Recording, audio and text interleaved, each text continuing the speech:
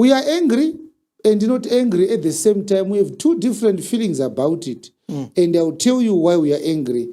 That Makandiwa is listening to our messages in private and goes to his church and pretends he has discovered some truth. In any case, if it is a discovery, it is a late discovery. It still makes him my junior both ways. Yes. Yes. But he hasn't received a revelation. He is plagiarizing my messages. If God has no gift, then God cannot go into comparisons amongst those that can be gifted. An eagle cannot say to a tortoise, I fly higher than you. Because tortoises don't fly at all. No. So eagles can compete on flying and altitude of flying with birds. Yes. Yes. A grade 5 graduate should know this.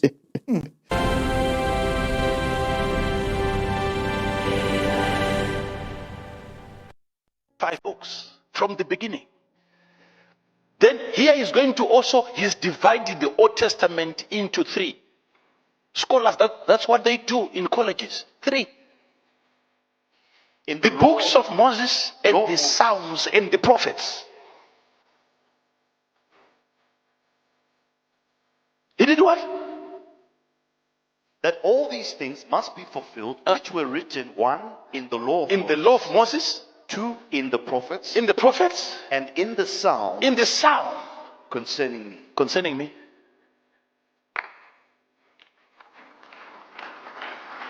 Genesis to Malachi.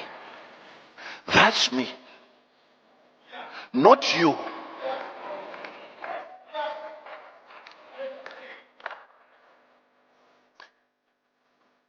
If we get, brothers and sisters, if we get to that place where we isolate each law individually and see him,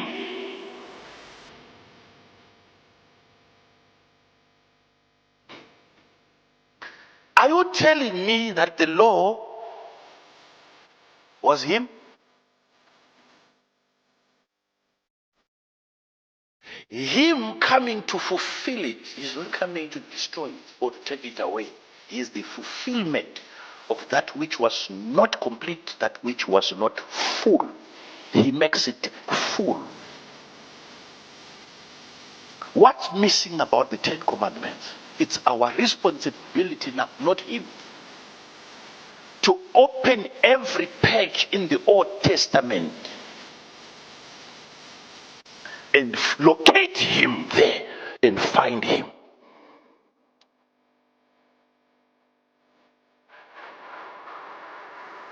That is the preaching of Jesus.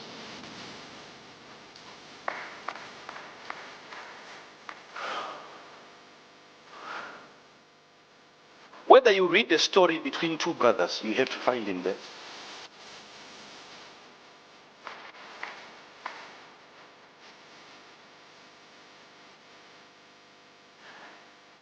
Starting with Moses,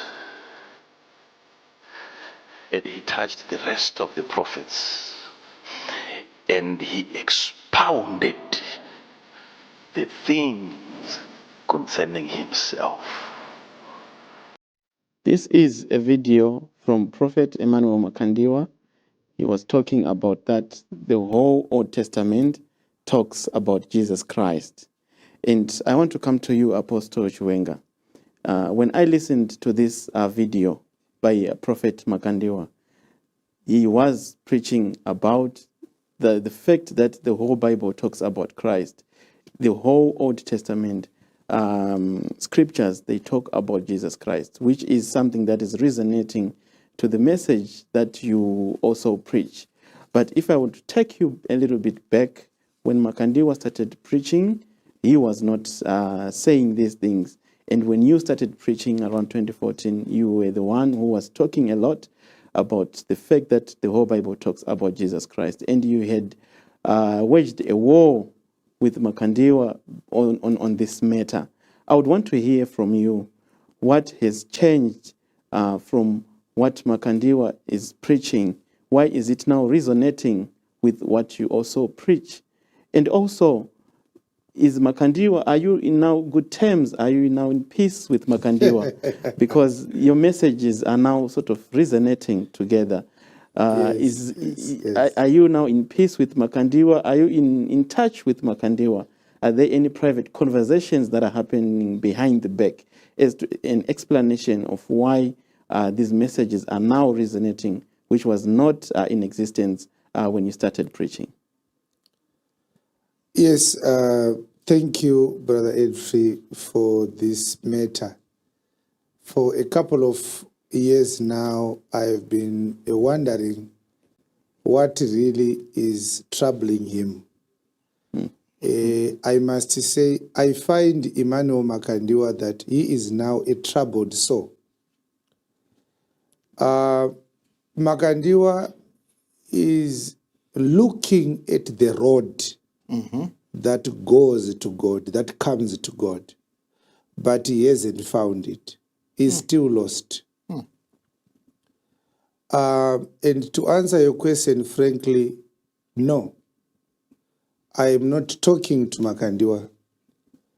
I last made an effort to reach out to him in 2015, where I wrote him a message and shared with him some of my sermons in DVDs. And I told him that what you are preaching is false.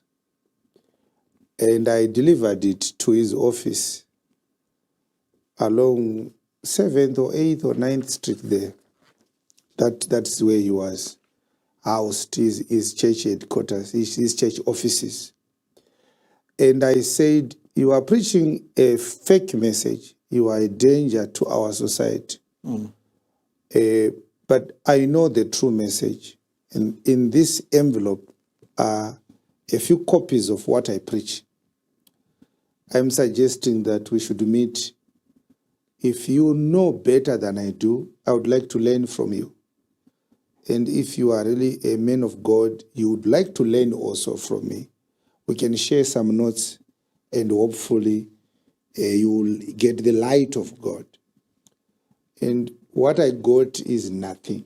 There was no response from him. So I had wanted to start publicly exposing him. But I said, let me do the courtesy of having a private interaction first. Perhaps he doesn't just know the true message. Maybe he's a very zealous man who wants to preach, but he doesn't know what is the true message. So I did that courtesy, but he snapped it. Okay. That is when I started exposing him publicly. Okay. And this is why those who say, why don't you speak to them privately, I don't answer. Because I consider that an insult.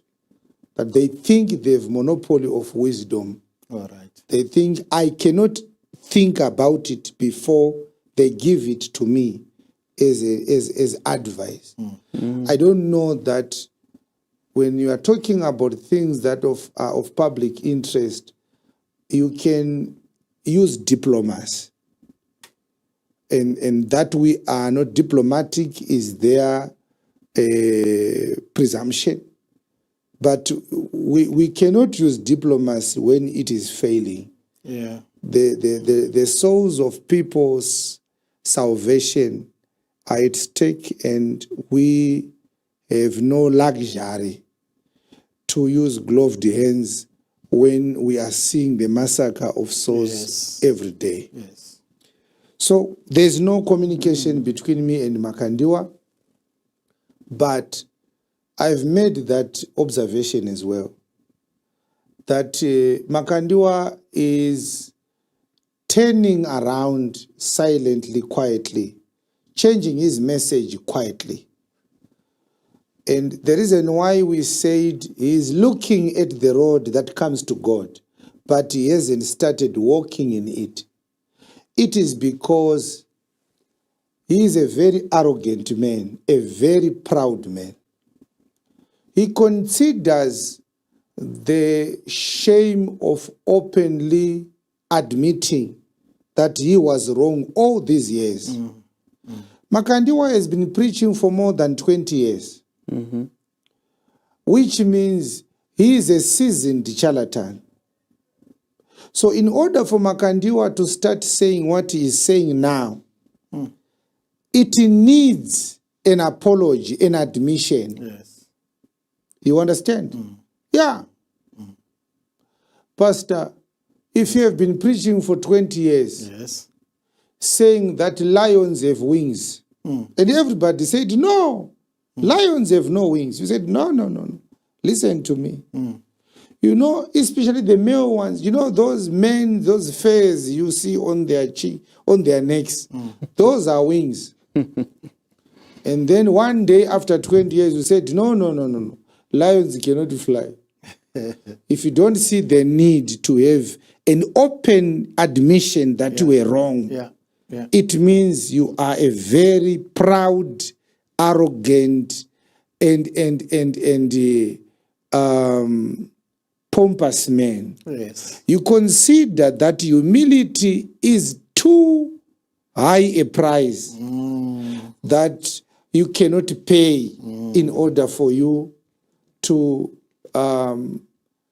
prove that there is something that the Lord has done in your heart.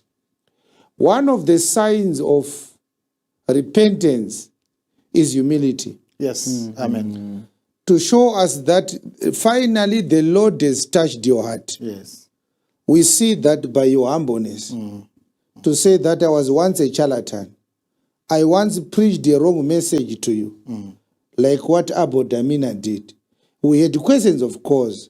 We questioned his sincerity on the basis of the depth of his humility. It was too shallow. Okay. Because he said I was a thief, I lied, I preached the wrong message. But he was preaching during that time. And so we said, no, you cannot be a former false preacher yesterday. And today you are now a true preacher. No. Why are you rushing? There's no pressure of that nature in heaven. You need time to have corrections. There's no auto-correction in messages. No. You don't do autocorrect. Now, he also said, well, I read Andrew Womack's books. Those are the things that taught me about grace. And we said, no, a charlatan cannot convert another charlatan into being a true child of God. No. Andrew Womack is a false preacher. He talks about grace, but he doesn't understand grace. Don't be confused now. You understand? Yes. Yeah, talking about medicine doesn't make you a doctor. You understand? Yes. Talking about education doesn't make you a teacher. Talking about soccer doesn't make you a coach. You may be just an ordinary football supporter. So there is some level of sincerity we saw in Damina. But with Makandiwa, there is completely no salvation, no repentance. Now, Brother Edfrey, there are so many things we should talk about. Yes. The first thing I must tell you today is that it's very bizarre and alarming that Makandiwa church members have not yet observed his U-turn, his sudden, unexplained U-turn. Yes. Yes. When we heard Makandiwa saying every law, every single precept of the law was written to testify about Jesus, that is a total mutilation of everything he preached from the day he was born to that day he said those words. Yes. Yes. Literally, it means even though Jeremy is 13 years old, Makandiwa's church is younger than ours because our message is 13 years old. Makandiwa just dissolved his entire 20 years plus of ministry. He's starting afresh. Yes. Yes. But the sudden U-turn needs to be explained. Not to us. No. We are not saying Makandiwa should explain it to us. No. I know we have so many people who can't hear properly. We are saying, as a preacher with a huge following, Yes. if you change your message like that, Yes. this is not a modification. This is a complete U-turn. Yes. If he had people who have a love for God, a proper love for Jesus, Yes. Pastor Chuma, Yes. Amen. Makandiwa's followers should have noticed Yes. the sudden U-turn. And they are the ones who should have put him to task. Yes. To say, man of God, you opened the Bible and you talked about money. Yes. You talked about your spiritual father Yes. in Ghana. Yes. You talked about land and houses and cars. Yes. Since when does the Bible talk about Jesus? The whole Bible. Since when? Hey. We bought your DVDs, we bought your books. Yes. What do we do with them? Because your books and your former messages are not talking about Jesus. No. They are talking about prosperity. Yes. You told us that you are a prosperity preacher. God sent you to overcome poverty in Africa. Yes. Tell us, men of God, are we changing the name of this church to something that resonates with what you have suddenly introduced here? Or you are changing this message? Does that mean we were not saved all these years we were following you? Do we need new baptism? Tell us, men of God, what happened to those who died listening to that old Yes. and now discarded message? Yes. Now, believers, you must notice this. A pastor who changes his messages Nicodemously like that without giving an explanation is a dangerous man of God. Because he is literally telling you that such a momentous shift is of no significance to him, and it should be of no significance to you. Imagine a bus going to Gaborone, Botswana from Harare. Yes.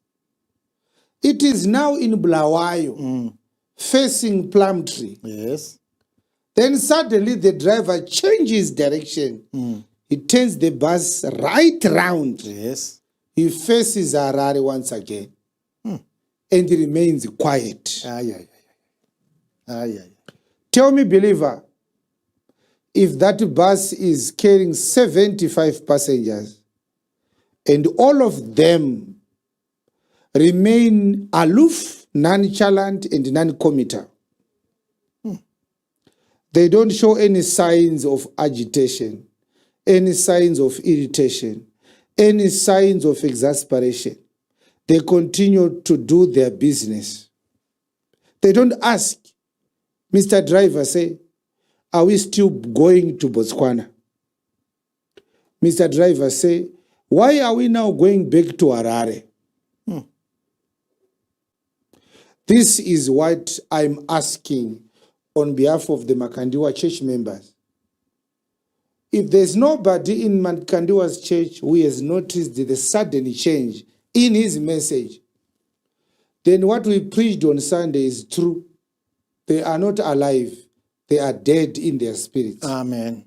Yes. Not noticing that your pastor has changed his message fundamentally. This is not a minor deviation, a minor modification. This is a fundamental shift, a core and a principal shift. Yes. Of the thrust of his message. He literally said, every verse must talk about Jesus. Yes. Yes. Now, I want us to play a few videos Yes. so that those who say Chiwenga's message, Makandiwa's message has not changed. You know, we have people who are very much in denial. Yes. Kuna vanhu vanoramba kusvika varumwa vachikunzi mune mhuka musango dzinoruma vagoomesa gotsi kunyepa mapere anobva kupi sango rakachena rakadai so kusvika munhu anobatwa nembada achingoramba. Now this is where things matter. Yes. We hope that our population is going to develop to mature into a wise society, an objective society where we can differ on many things, but remain normal in our heads. Yeah. We can engage with civility and diplomacy. So far, what I've done, I haven't insulted anybody. Not even one word I've used this moment that is an insult. The word charlatan is not an insult. It simply means false preacher. Yes. Yes. So, even if you follow Makandiwa, at least listen to what we are saying and respond. We have a live chat here. We have got our contacts on the screen. You can reach out to us and say, no. Makandiwa has not changed. But what we are going to do is, I want to play videos of what we call messages or video clips that represent fundamentally what Makandiwa was preaching for the past plus or minus 20 years. Yes. You understand? I am saying this because in 2010, I went to Chiwenga to visit a friend. And there was a church which was known as Mount Carmel. Mount Carmel, yes, in Unity P or Unity O, where Evangelist Chiwenga as an AFM pastor was domiciled. Okay. Pa church pa pastor Chiwenga pa inzi pa Mount Carmel. So it was a Sunday. I decided to spend the weekend there. So on Sunday, my friend, he went to the beer with his friends, and I said, no, I don't like to go to the beer. So I have nothing to do. So I went to Mount Carmel to attend a church service. Okay. In those days, Baba Chiwenga was very famous in Harare. So I saw Makandiwa there preaching. Okay. And that is when I knew that he was preaching at Unit F in Chiwenga. I went there as well. Okay. And I saw him preaching at Unit F for a couple of weeks. I was not yet Apostle Chiwenga. I was not a preacher. I was never a preacher before I became Apostle Chiwenga. All right. I was just a church member. You must know that. So I'm not a former charlatan. I've never been a preacher until I started preaching at Gomba First Street. I was just a youth member, a member of the youth church in Zayoja in AFM. Those are the churches I grew up attending. So in those days, I was still believing that he was a man of God. So I went to attend Makandiwa's church in 2010. So if it is at 2010, Makandiwa was already a preacher, it means he has been preaching now for more than 16 years. But those who know him from AFM, they said he started earlier than 2006. All right. Which means I'm correct that he has been preaching for more than 20 years. So what he was preaching, I know it. The day they stopped Makandiwa preaching at his church and removed him, I was there. Okay. Yes, I was there. People forget that Zimbabwe is a very small country. Yeah, it's small, yes. Musuwa akatorambidzwa kuparidza nemaoverseers eAFM achinza ari kurasika ndandiripo pachechi pake paMakandiwa panga pane chishedhi so kuUnity F. So I knew that Makandiwa was preaching it as early as that.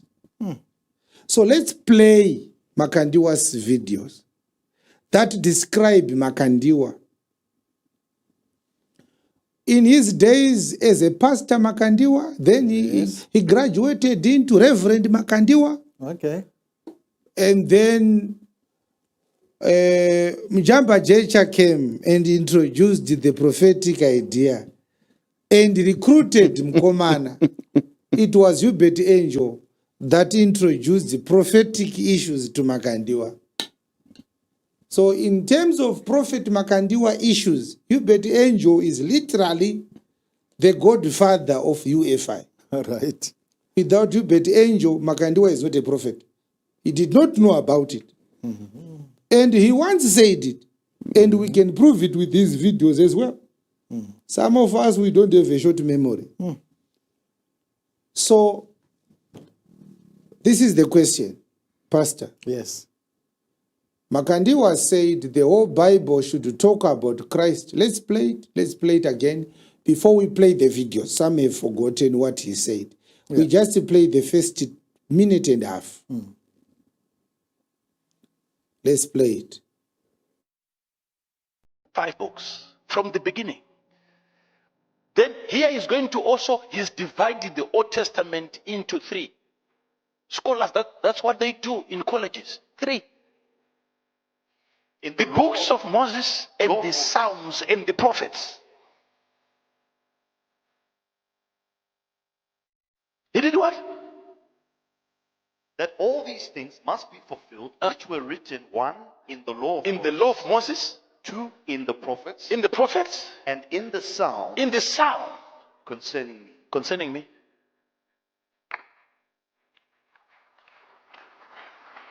Genesis to Malachi. That's me. Not you.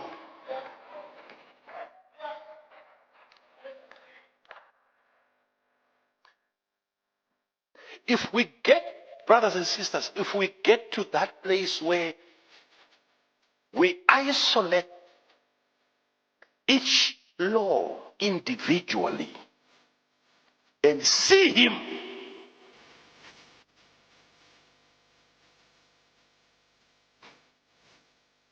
are you telling me that the law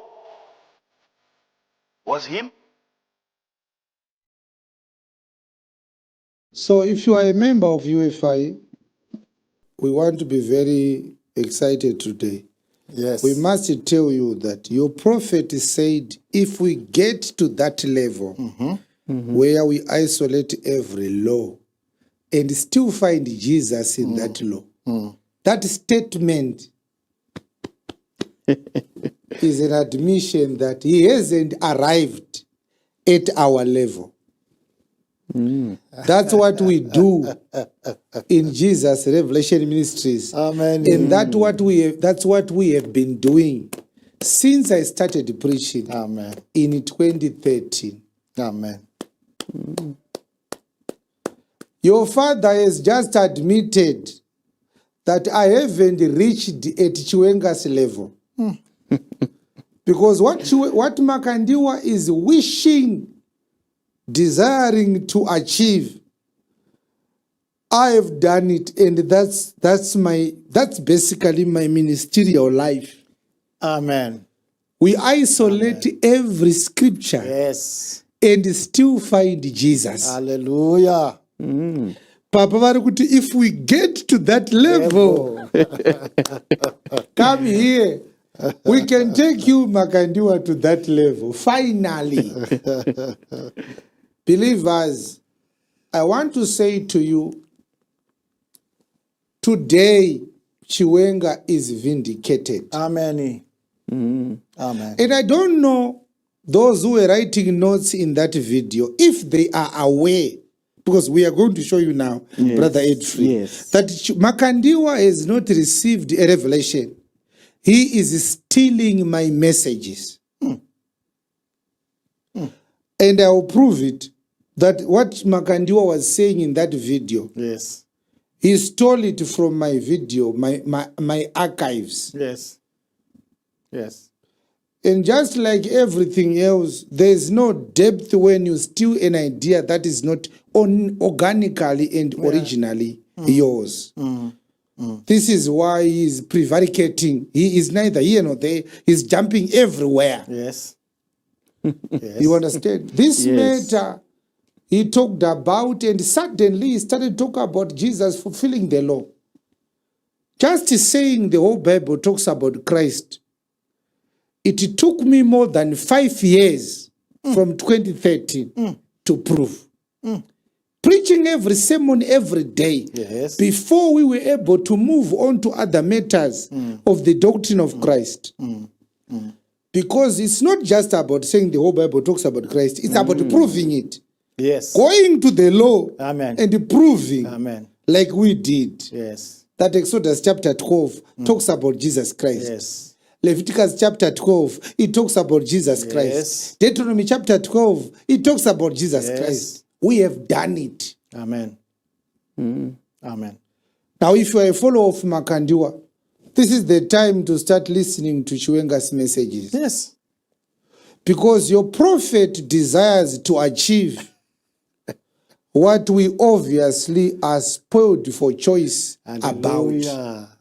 Amen. Vana vangu inini vari muzikilagi munomu vari kudzova nhururu Oh, yes. nenhau yajesu kristu.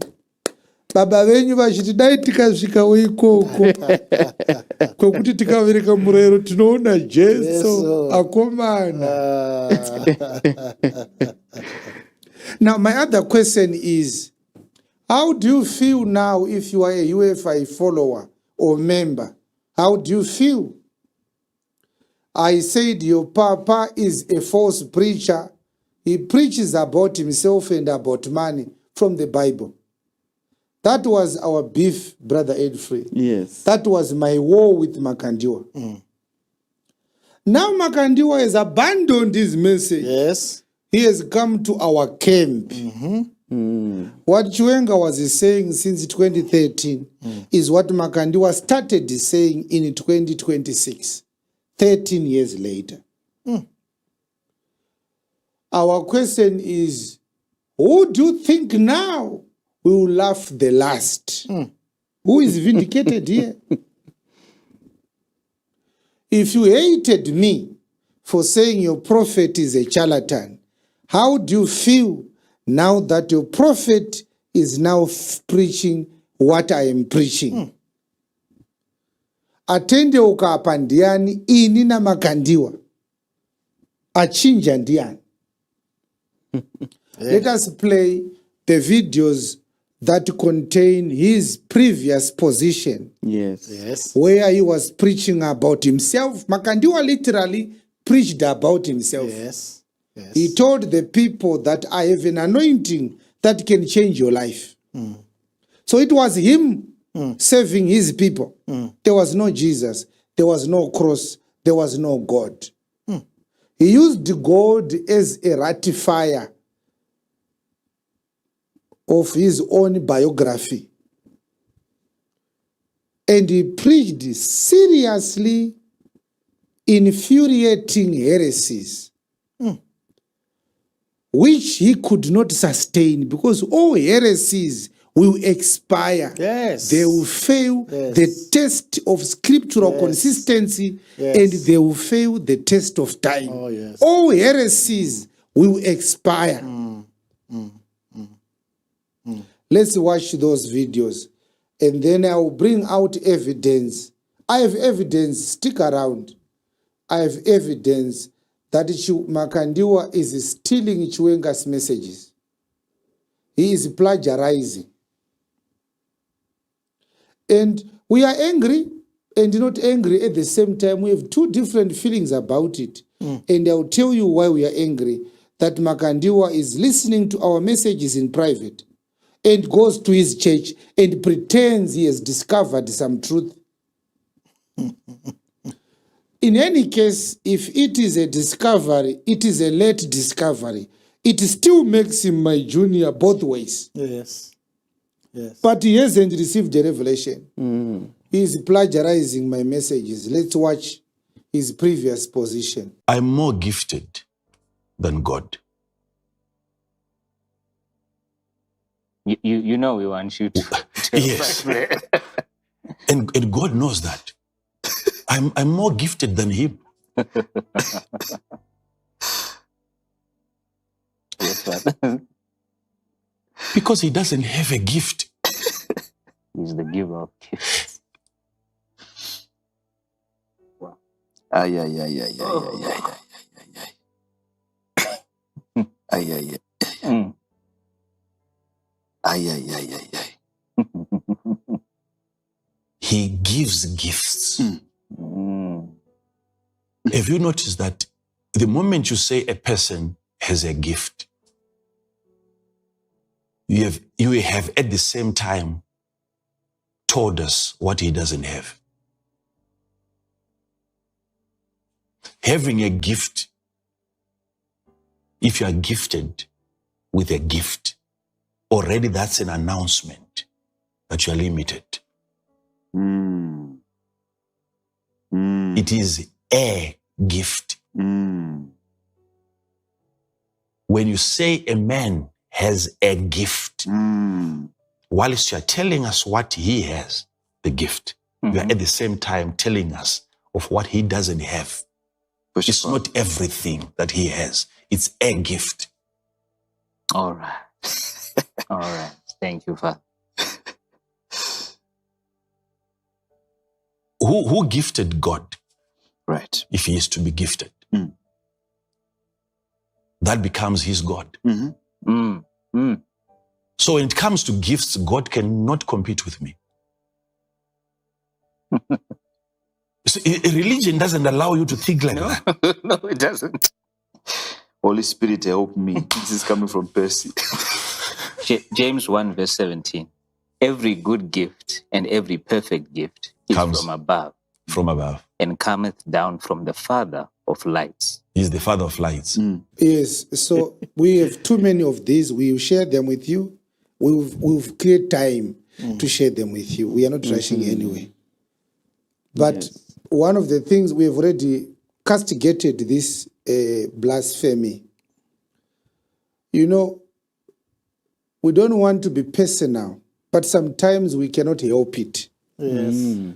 We have to be personal in order to give sufficient explanations to something. The man is not intelligent. He is not intellectually gifted.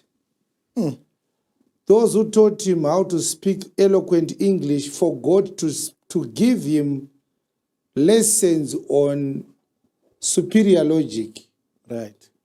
deductive reasoning, processing thoughts, examining ideas before you claim that you have discovered something better than what was proffered by Isaac Newton. Chikoro hachidi kutanga wati kurei futi zvakanyanya, choda kuti umbodzidza uchiri mudiki. Ukazodzidza chikoro wakura usina mbeko wakadzidza foundational issue uchiri mudiki, zvoramba zvimwe hazvipinde. Now I want to simplify what Makandiwa said in that video. Yes. He said, I am more gifted than God. Yes. God knows this. No scripture. There's no scripture where Makandiwa or any other person, whether man of God or not, ever thought or perceived the idea that he could be more gifted than God. Which means this was a groundbreaking revelation. Right. Now, for the first time, we have a man more gifted than God. And one unique thing about charlatans, they are self-exalting. Yes. It's very easy Yes. to tell a charlatan. There's a lot of a lot of self-praise, a lot of arrogance, a lot of pomposity associated with every false preacher. Yes. Yes. Yes. He is more gifted than God. God knows it. Okay. The two minions said, explain more further. The big-headed minions. Yes. And then he said, look, the reason why I'm more gifted than God is that God cannot have a gift because there will be somebody greater than God to gift God with a gift. So God has no gift. The moment God is gifted, then it means whoever gifted God left or remained with something that he did not give to God. And then if you follow the train of his logic or logiclessness, he then ended up saying, well, show me a verse where God had a gift. And then later on he said it was just a test. Somebody came to me with this question and I was trying. There's no end to his nonsense. Yes. And we are the ones which said to Makandiwa, these two cannot be in the same sentence. God has no gift, and you are more gifted than God. Because you cannot compare two things that are not comparable on the same scale. I gave a very classic example. A woman cannot say, I've carried more pregnancies than you, talking to me. And then the woman says, well, men don't carry pregnancies. Those two cancel one another. Yes, they do. If God has no gift, then God cannot go into comparisons amongst those that can be gifted. An eagle cannot say to a tortoise, I fly higher than you. Because tortoises don't fly at all. No. So eagles can compete on flying and altitude of flying with birds. Yes. Yes. A grade 5 graduate should know this. A grade 5 student should have learned enough in primary school to process things to that level. Yes. And this is one common thing about charlatans also. They are fools. In their quest to prove complexity, they achieve the opposite end of that effort. Yes. Yes. So this was a lot of eloquent garbage. If God is not giftable, then you are not more gifted than God. We can apply modus tollens on that one. It's simple to prove. It doesn't need people to speak in tongues to process such issues. No. No. If God has no gift at all, then how are you more gifted than him? So if God has no gift at all, what does he know? Because you said God knows this. What does he know? He knows that you have more gifts than him, and yet nobody can give to God. What are you saying now? What are you saying? Now, we are smiling because it's embarrassing when you go to England and somebody who doesn't go to church, who is a smoker, asks, do you go to church? You say, I go to church. Who is your pastor? You say, my pastor is Makandiwa. You can't invite a person who uses logic and rationale and objective reasoning to a church where somebody like that preaches. Zvonyadzisa kuti kune munhu akatopasa grade 7 anoomberera zvinhu zvakadai maoko zvinosemesa izvozvo. You need to be unintelligent to believe what is said in that video. There's no complexity, there's no revelation, there's no depth at all. No. And if you don't see it right now, even after explaining like this, you know those kind of patients that are returned home by doctors because there's no more hope of recovery. You are that kind of a spiritual patient. Yes. And we continued to ask, where are these so-called members of the body of Christ? When charlatans say something that is as outrageous and preposterous as this, this should have triggered a public outcry. UFI should have been closed by public demand because of these utterances. Yes. Amongst all the people you may compete with, you want to compete with God. Huh? Wadi kukompita na msoro bangu wa winava. Wasiya mngari. So, question number 1, is Makandiwa more gifted than God? Yes or no? Please answer, if you, especially to Makandiwa followers. Is Makandiwa more gifted than God if God has no gift at all that he has received? So, remember, we are playing these videos to prove that Makandiwa has changed his doctrinal position fundamentally. If it was a company, UFI should have a restructuring right now. Everybody who once said amen to this message cannot say amen again when he says the whole Bible talks about Jesus. You can see that it's not the same message. Let's watch the second one. When Adam was brought down in the book of Genesis, he was then placed in a physical body for him to be effective and to be tangible and to be relevant to his surroundings that were also physical. So now Adam, he's in the physical body. He left heaven before he sinned. He left heaven before he sinned.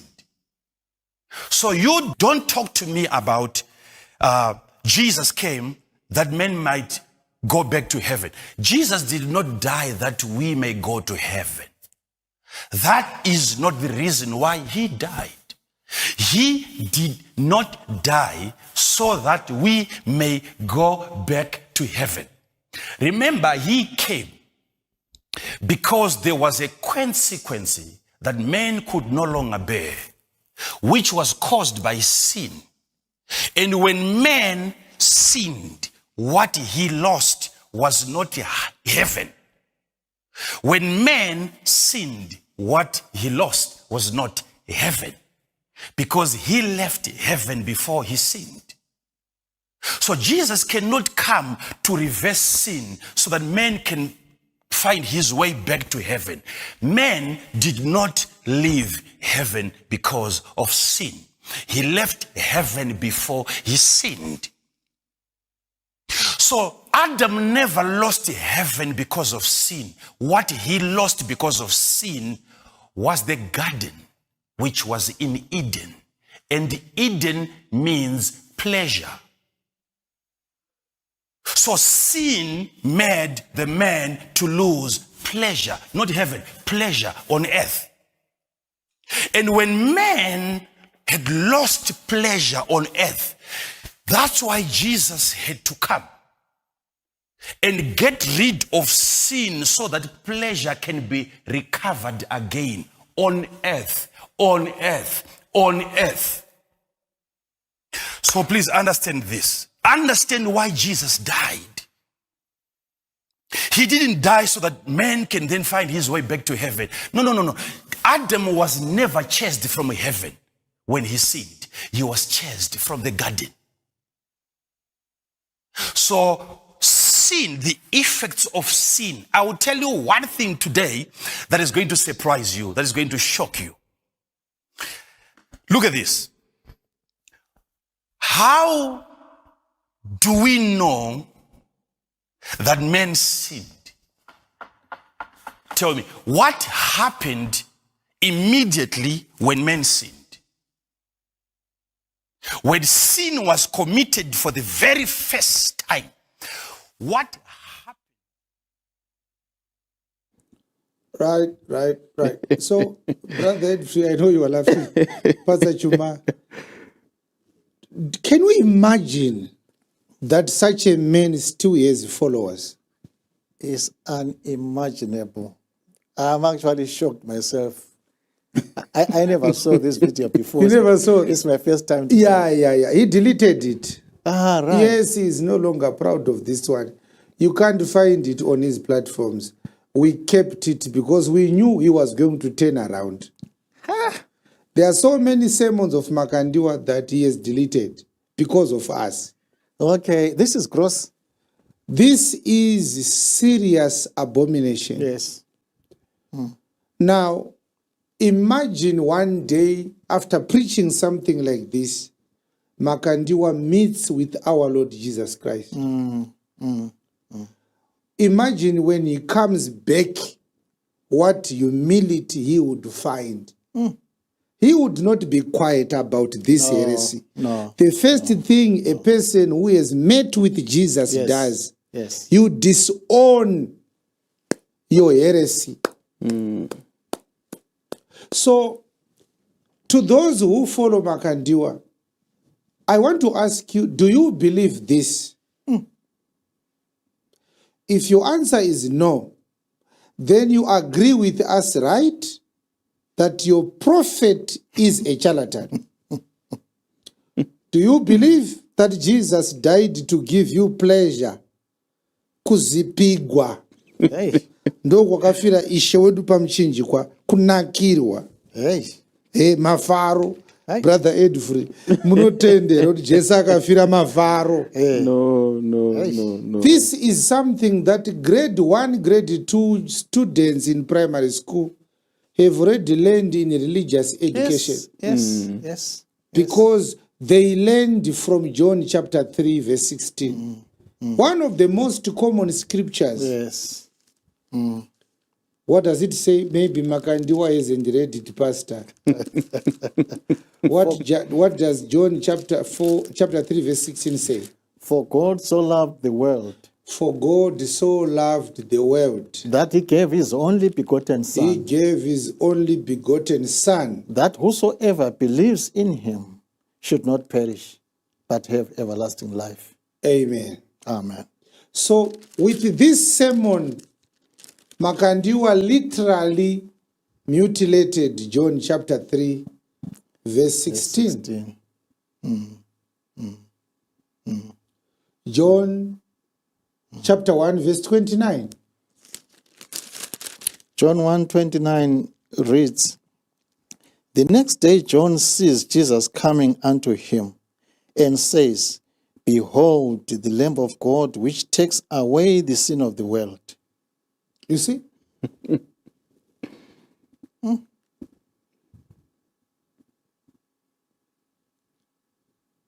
The Son of God was manifest to give us a relationship with God, that we might find eternal life. Amen. That anybody who believes in him should not perish. Amen. He says that in John chapter 11, from verse number 25. The mission of Christ is not something that is called a preacher should be unsure about. No. Because especially these ones who came from college, who went for Bible school. This is what is called Bible School 101. Yes. This is what they teach you when you are freshmen. The mission of Christ. Yes. Why did Jesus die on the cross? Yes. Verse 25. Jesus said unto her, What did he say? I am the resurrection I and the am life. the resurrection and the life. He that believes in me, Yes? though he were dead, Yes? yet shall he live. Verse 26. And whosoever lives and believes in me shall never die. It's about living. It's about life. Amen. It's not about pleasure. No. It's a bizarre situation. Yes. It's amazing to see that after preaching all these years, such very, very toxic teachings, there are people who still follow him. Yeah. Makandiwa in that video literally spat on our Lord's face. Yes. Akasvipira Jesu kumeso nemashoko aya. And Mwari uchamupanisha. The reason why we still talk about this video, it is because the Lord is unhappy with this. It's blasphemy. It's beyond just a wrong message, a false message. It's a blasphemy against Jesus. Now, brother, tell me that this video And that one where he was saying is more gifted than God, even though God has no gift. Yes. Means the same as this one now that he says, well, Luke chapter 24, verse 27 says, the whole Bible was talking about Jesus. Is it the same message? No, the contrast is too heavy. The turnaround is there. Unmistakable. The man is turned around. Our question here is, what changed Makandiwa to abandon his heresies and now try to preach the correct message? We know why. The prosperity message has come to an end in terms of its cycle. Yes. Yes. Yes. Yes. It is a wave. Waves don't last long. The only thing that lasts is that which is ordained from heaven. Like the true message we preach. It will never lose its effect because it has a very noble agenda to give people a very important gift with which they can relate with God. Now, it is time to prove to you that Makandiwa is stealing my messages. I cannot just make an allegation. He said, let's watch it, and then after watching his message, we straight play my video. I will play 2 of them, and you will see the dates. This one is not difficult. We don't edit things to create conspiracy theories. We are not into that business here. We are very honest servants of God. Before we do that, Yes. Prophet Makandiwa has not admitted, though, that his previous messages had been wrong. Now he's preaching a correct message. Has he? He hasn't admitted that. He hasn't admitted that he was or he is a false preacher. Yeah. And that is why we are talking about it. It's a sign of insincerity. Yeah. It's poisonous and it's dangerous when you mix a little bit of truth and a lot of poisonous lies. It's still dangerous poison. People will still die. For Makandiwa to start preaching about Jesus, he needs to do 3 things. And I have no time. We could go into the scriptures to prove those 3 things that he must do, which Paul did. After the Lord appeared to Paul on his way to Damascus in Acts 9, Yes. Paul was needed to return to the synagogues and tell the other Jews and Pharisees that what they believe, which he used to believe, is a lie. Yes.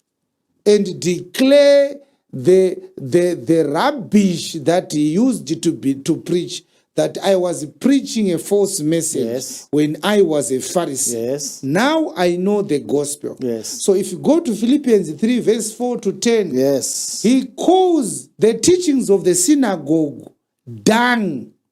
Yes. The language of the scripture there is actually moderated. In the correct Greek manuscript, the word dung there, it means human feces. Yes. Oh. He said, I abandoned what I used to preach in the synagogue. Yes. It is human feces. To show that he is now repented. Amen. He says, yes, I count all things but loss for the excellence of the knowledge of Christ, Jesus my Lord. Yes. For whom I suffered the loss of all things, and do count them but dung, that I may win Christ. Hallelujah. Makandiwa is not willing to lose anything. No. To gain Christ. No. He wants to keep his popularity as a prominent prophet in Zimbabwe. It's not dung to him. It's not dung to him. It gave him money. Yes. To build a mansion. It gave him credibility amongst other charlatans who look up to him as an example of a successful man of God. It made him to be able to meet with prominent government officials, including the president. Yes. This idea that he's a prophet, Yeah. it gave him more than 300,000 followers in Zimbabwe. Makandiwa is not willing to lose anything to win Christ. Verse number 9, verse number 9, verse number 9. And be found in him, I want to be found in Christ. not having mine own righteousness, Yes. which is of the law, but that which is through the faith of Christ, the righteousness which is of God by faith. So, to Makandiwa, when he said, I'm more gifted than God, it is dung. But he's not willing to publicly call it dung. When he said, Jesus died so that we may have money and pleasure, enjoy ourselves, it is dung. But he's not willing to call it dung. No. What he's willing to do is Nicodemously adjust his message. Yes. Turn around, Yes. turn the bus around. Yes. Turn the bus around, face Harare again, Yeah. quietly. Yeah. Before you know it, you are now in Gweru. You still believe you are going to Botswana. You left Bulawayo, you are now in Gweru. From Gweru, you are now in Kwekwe. And he's hoping that he will reach Harare. He won't. So he must publicly admit his errors. Yes. Benin tried. He said, I'm never going to say, sow a seed for God to bless you. The blessings of God are not for sale. I was wrong. Creflo Dollar tried it. Yes. He said, when I preached the tithe, I was wrong. Abel Damina tried it. Yes. He said, I could collect the offerings from Satan. I was a thief. He tried. He wasn't successful, but he tried. Komana Mrefu is so arrogant. He won't say he did something wrong. But he is required to do so. Yes. Because for Paul to be a credible apostle, when he was popularly known as a Pharisee, he needed to make a public admission. Yes. I was a false preacher. Amen. When you saw me in the synagogues preaching the law of Moses, I was false. Yes. I was a charlatan. You can read Galatians chapter 1, for example, Yes. starting from verse number 12 up to verse number 15. He talks about it many times. You can Yes. read 1 Corinthians 15 from verse number 8 to verse number 10. He talks about it every time. I was a charlatan. Yes. I even participated when Stephen was murdered. Yes. I was so violent. He talks about it. You understand? That's one of the three things that Makandiwa should do. If Makandiwa is going to do corrections and be a true man of God, he has to say, when I said Jesus died for pleasure, Yes. I was wrong. Hallelujah. And he must tell his members to burn all their notebooks from when he started preaching until the day he starts to correct, to do corrections. Yes.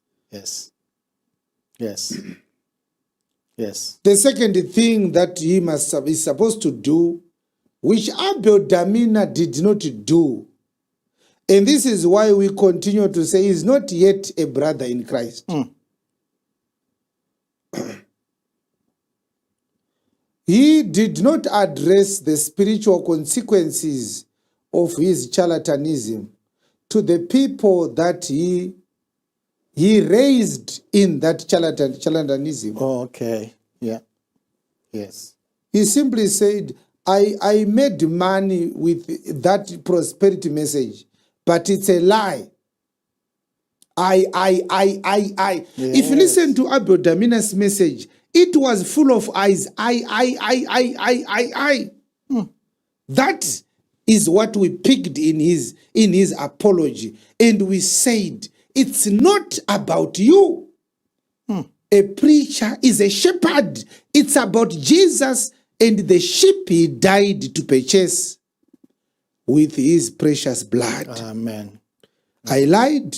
I took money from you. I became so rich. Yes. I ended up becoming so despondent. I was bored.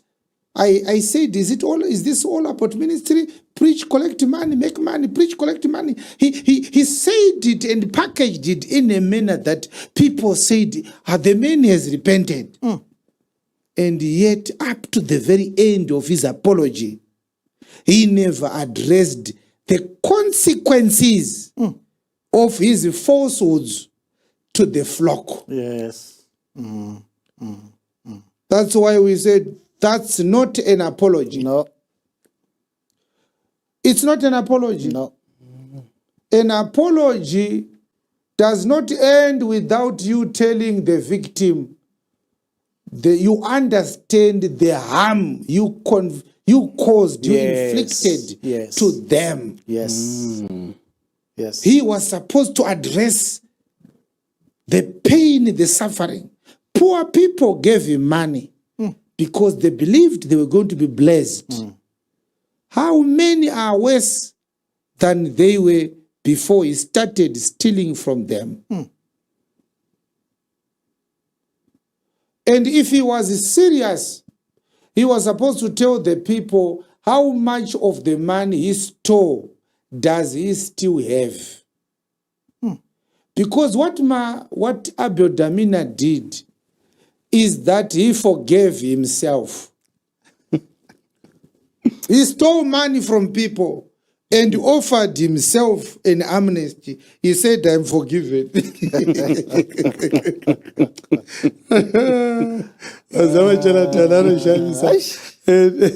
forgave himself. Imagine, Pastor, after beating my chuma, you say to her, I'm sorry, my wife, I have forgiven myself.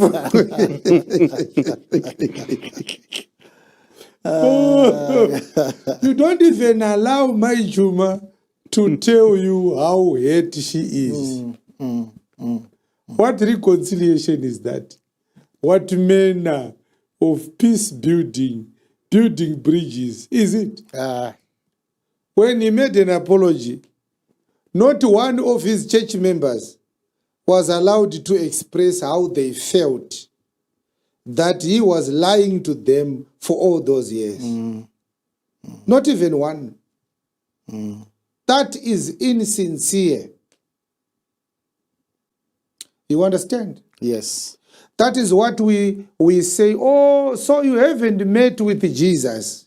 Right. You simply felt heavily laden with a guilty conscience. Yes. Believers, you must know that there are people who apologize because of their guilty conscience, not because they want to make things right. You must be able to interrogate the motivation of somebody's apology. But yet, yes, we must give him some credit. Abu Damina, he did something that Africans struggle to do for the most part. At least he came up openly and apologized, even though his apology falls far too short of the standard, especially for a shepherd, in whose hands are the souls of the sheep for whom Christ laid down his life. Here we are today with a man called Makandiwa who is correcting his message quietly, hoping that nobody will find out. No apology, no nothing. The third issue that is to be done, I said there are three things that needs to be done. When a man of God realizes he was doing something completely wrong, you don't start a church. preach a false message for 15, 20, 30 years. One day you come back to church, you say, all that I preached to you before is wrong. Today I will start preaching the truth. Let's open our books to the book of Genesis. No, it doesn't work like that. If you are a preacher right now and you want to start afresh, take note of these three conditions. And they are biblical. That's why even though we are not reading the scriptures, I am citing them.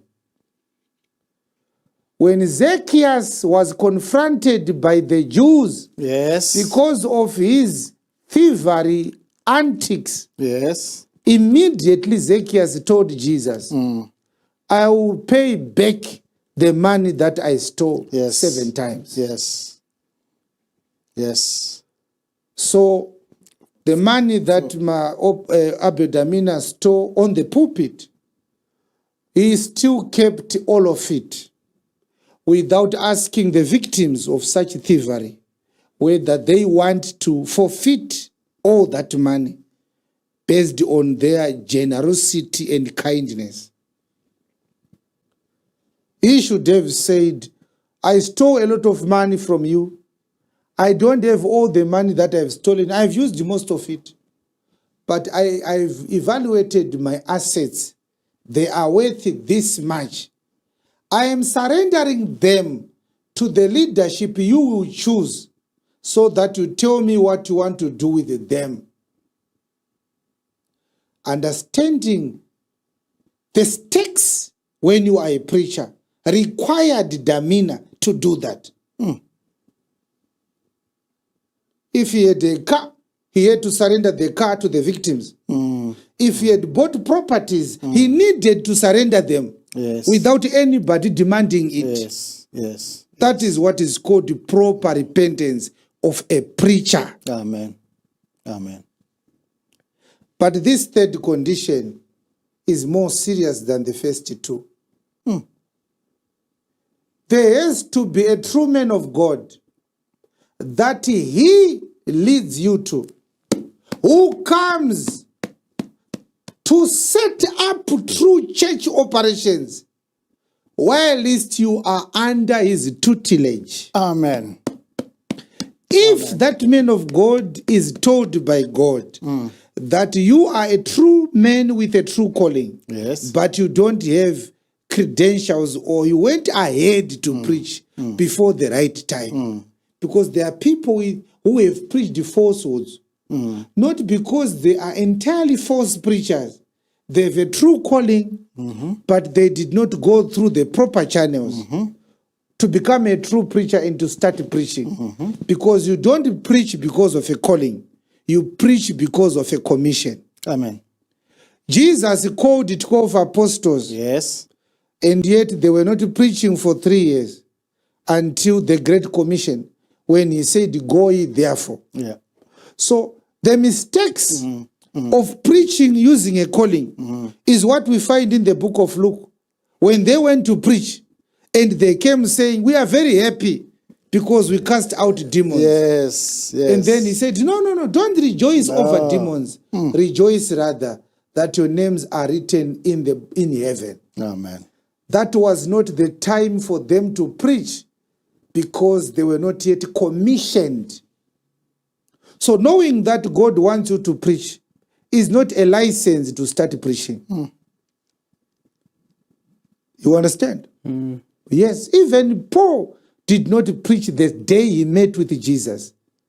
He had to go through some procedures in between.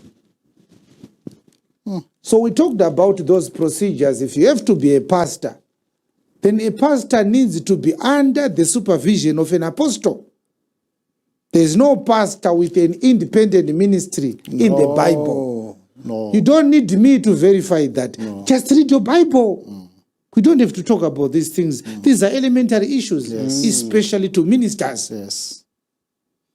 So Makandiwa does not have an office that can function alone. That was his error. Okay, let's leave that one. So, for Abodamina to say I was preaching a wrong message, now I know the true message. So let's open the Bible now. I want to preach right now. No, it doesn't work like that. Imagine, believer, you were a thief. Yeah. You call a village meeting and you start confessing. When this woman could not find her goats, I stole them. Yes. When the village head could not find his donkey, I sold it. When that man could not find his chickens, I stole them. I want to confess to the village, I was the thief stealing your livestock.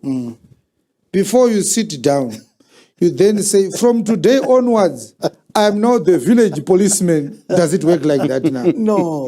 No, it doesn't. No. Saka ndiwo wakatibira mbudzi nayo Elizabeth dini. Saka jongwe rangu riya ndakashe ndiwo wakati jongwe chitakaridya mama rainaka but mundichiregera mama ndandiri baba that andichaba food.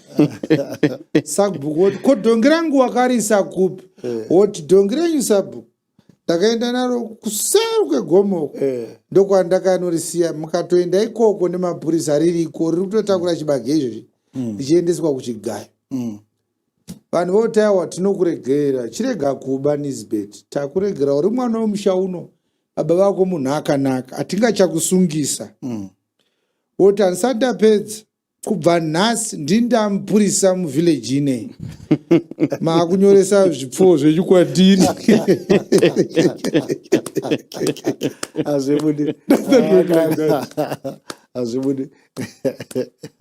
So when Benny Hinn confessed, that was supposed to be the last day to see him on the pulpit. When Creflo Dollar confessed, that was supposed to be the last day to see him preaching.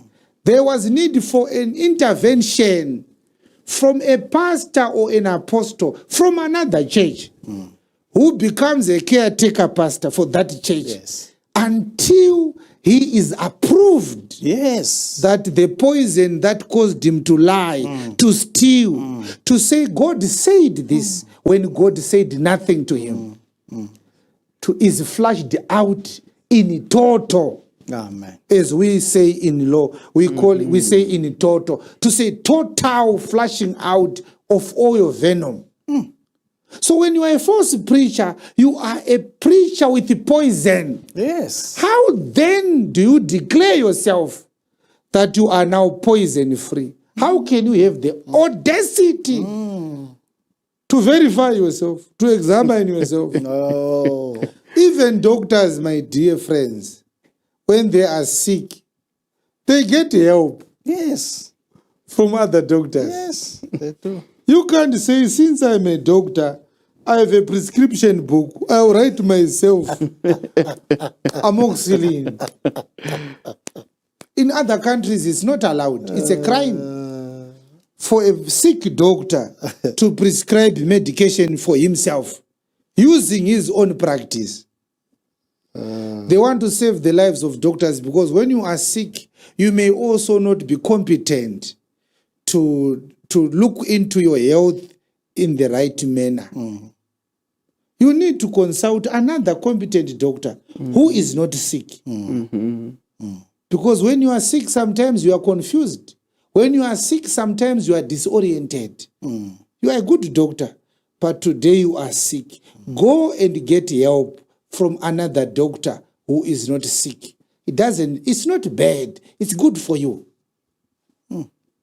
So Paul, after receiving a commission to become an apostle, he was sent to Gamaliel.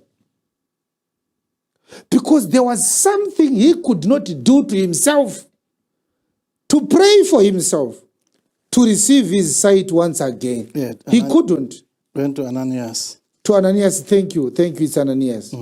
Acts chapter 9. Yes. So God said, you are going to be an apostle. Yes. But for now, don't preach. Yes. Go to Ananias. You need help, Paul. With all the heresy you were preaching, you can't start today. Sit down. Makandiwa will need to sit down. And a true preacher from another church, not a UFI pastor, from another church, he has to take over UFI. Amen. for a period of not less than a year. And he will be in the church, Makandiwa, Yes. while another preacher is preaching. Yes. And that pastor must tell his church that I have put Makandiwa under supervision. He was preaching wrong things to you, and you were clapping for him. You are not innocent as well. Yeah. You need help. When I help your pastor, I'll be helping you as well. Amen. You are gullible and simple souls. When this man said he is more gifted than God, you are the one who made him to get worse. You ululated for him, you whistled for him, you gave him ovations.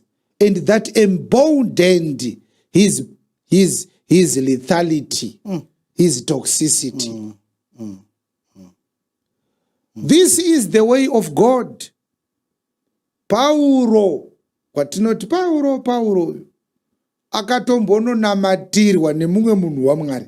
Akanga atumwa because Ananias was sent by Christ. Amen. In that moment, Ananias was more spiritual than Paul. Yes. Yes. Yes. Yes. Paulo wedu uyu akapfugama akanamatirwa naAnanias Yes. kuti atange kuona. Izvezvi dai ari mupenyu Paulo akasangana naAnanias, anotumwa mvura Paulo naAnanias achirangarira kuti ishandise pabasa rekuparidza chokwadi. Murume ane roho yaakaplaya. Yes. Kureva kuti Isha akaona mwoyo wa Ananias uri nani pane wa Paulo aitambudza kereke.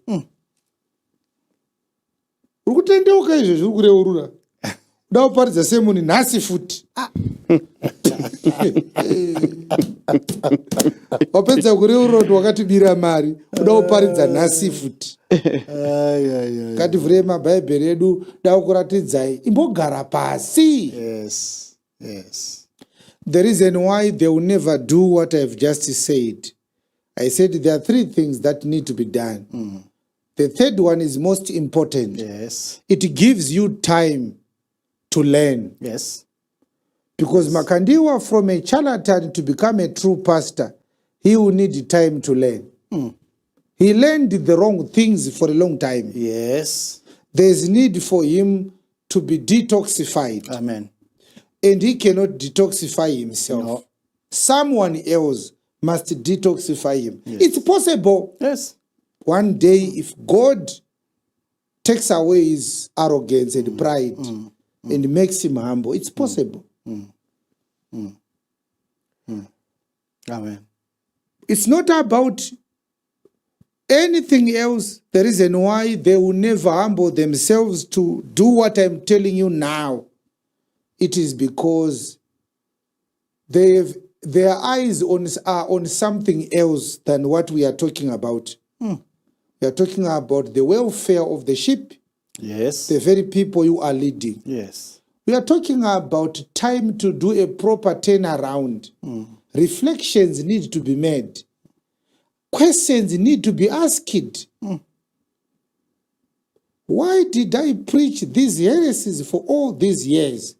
Why was I this fast? What did I lack in my mind, in my heart, in my character? How many people died and were buried believing my falsehoods? How much life have I taken? How many souls have I slain? How much blood is in my hands? They have their eyes on money. Yes. They can't follow these procedures because every service day of the week, it is a cashing in moment for them. They are after money. Yes, they are after money. But if you do things right, my dear, you may be surprised that God can raise people who will give you money without you needing to lie or deceiving them. Hallelujah. Or you can work hard with your own hands Yes. so that you don't need money from church people. Amen. So the idea that you need to lie in order for you to make money, it's just poverty surrounding us for too long. Our eyes are blinkered. We can't see properly. So it's time to show you the videos of what I preached that Makandiwa stole from my library. The 5 books of the law, the first segment of the Tanakh Bible. Remember the Torah, the Ketuvim, and the Nevi'im. Jesus started by preaching from Deuteronomy. Yes. Genesis, Exodus, Leviticus, Numbers, Deuteronomy. Those are what are called the books of the law. Even though the whole book of the whole Tanakh book is also called the law or Moses. He started by preaching from Deuteronomy. And then all the prophets, what did he do? And all the prophets, Yes. he expounded unto them in all the scriptures, Yes. the things concerning himself. He said Genesis is talking about me. Yes. Leviticus is concerning me. Exodus is concerning me. Yes. Numbers, it is me. Deuteronomy, it is me.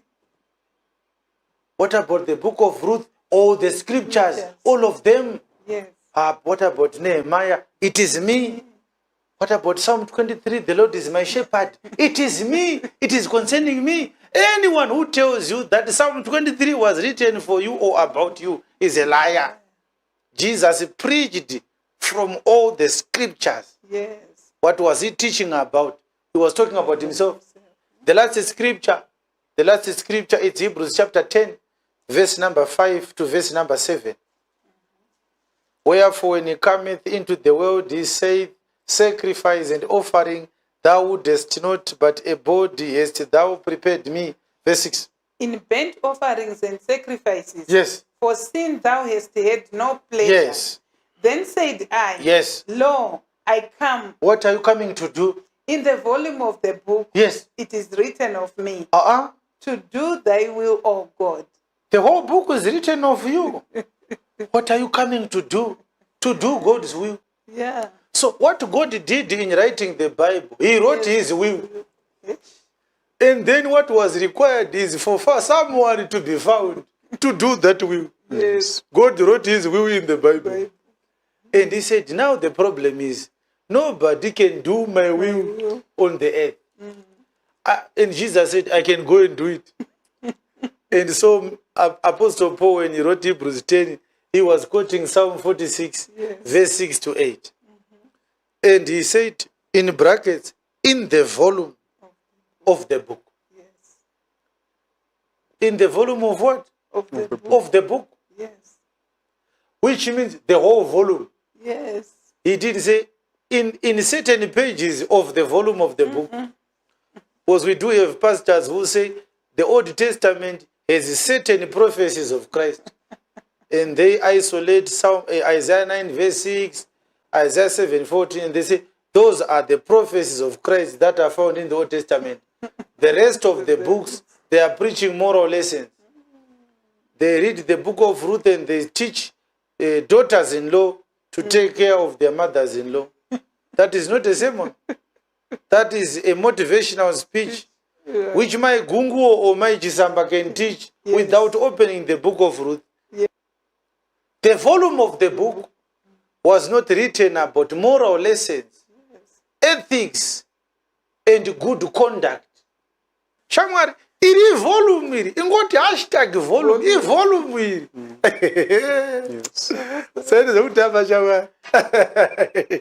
Yes, the second thing is that he needs to address the effect that his false message has had on his believers, because some of them sold their lands, sold their houses, And gave him the money. and gave him the money. Some of them have since died. And when you talk about those who have died, there are two consequences. Right. Number one, the physical, social, psychological effects of what he was preaching on those people. Right. Some of them died because they stopped taking their medication. Right. After he said, if you believe, you don't have to do that. Which is something he later denied having said, but we know he said it. Yes. And that they were deprived of their hard-earned assets and money through a false message. And the trauma their relatives went through when they tried to warn their relatives that this guy is manipulating you to take advantage of you. And then the last issue is of the spiritual effects of dying believing a lie. Right. Which is the biggest issue That's now. the biggest. Yeah. So these guys forgive themselves and they say, I'm forgiven. That idea that is not willing to say, I was wrong. Yes. But clearly, he is acting on it. He is showing by his actions that he knows he was wrong. Yeah. That is a sign of no remorse at all. No. And I keep on talking about this, Pastor. Church people do not know how serious it is for you to keep a congregation. Yes. Yes. It's a very consequential responsibility. Yes. So, read verse 19, Pastor. We said a pastor needs to be under supervision for at least a year. Yes. And someone might say, where is that? Read verse 19. And when he had received meat, When Paul received the food, he was strengthened. because he had not eaten anything for those 3 days. Yes. Yes. Then was Saul certain days with the disciples which were at Damascus.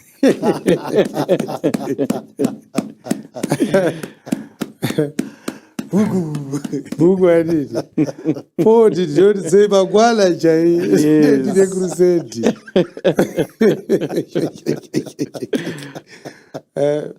Brother Edfred, do you see what we say? We are scripture people here. Yes, the evidence Saura is... allowed to dokubira regero.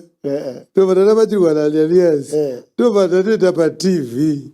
Tovurisa mavhesi. Totoparidza namhla. Konapo. Yes. Pakatodiwa certain days. Yes. Kuti shasha izina sei. Izotanga kuparidza. Izotanga. Verse 20, Pastor. Yes. And straightway he preached Christ in the synagogues, that he is the Son of God. Had you seen? Yes. Amen. Where did he preach first? He preached Christ in Kusinagogu the synagogue. ikoko kwainyepa ndokwakanotanga kuti dai kunyeperai dai kunyeperai zvisizvo ndaitaura zviya ndezvereba. Yes. Yes. He started stopping to preach about the law, and his message is now calibrated. Yes. He started preaching saying, Jesus Christ is the Son of God. Amen. Something he was rejecting and refusing for all the years when he was a Pharisee. He said, the first place is to go to the people I deceived. In the synagogue, they know me as a rabbi.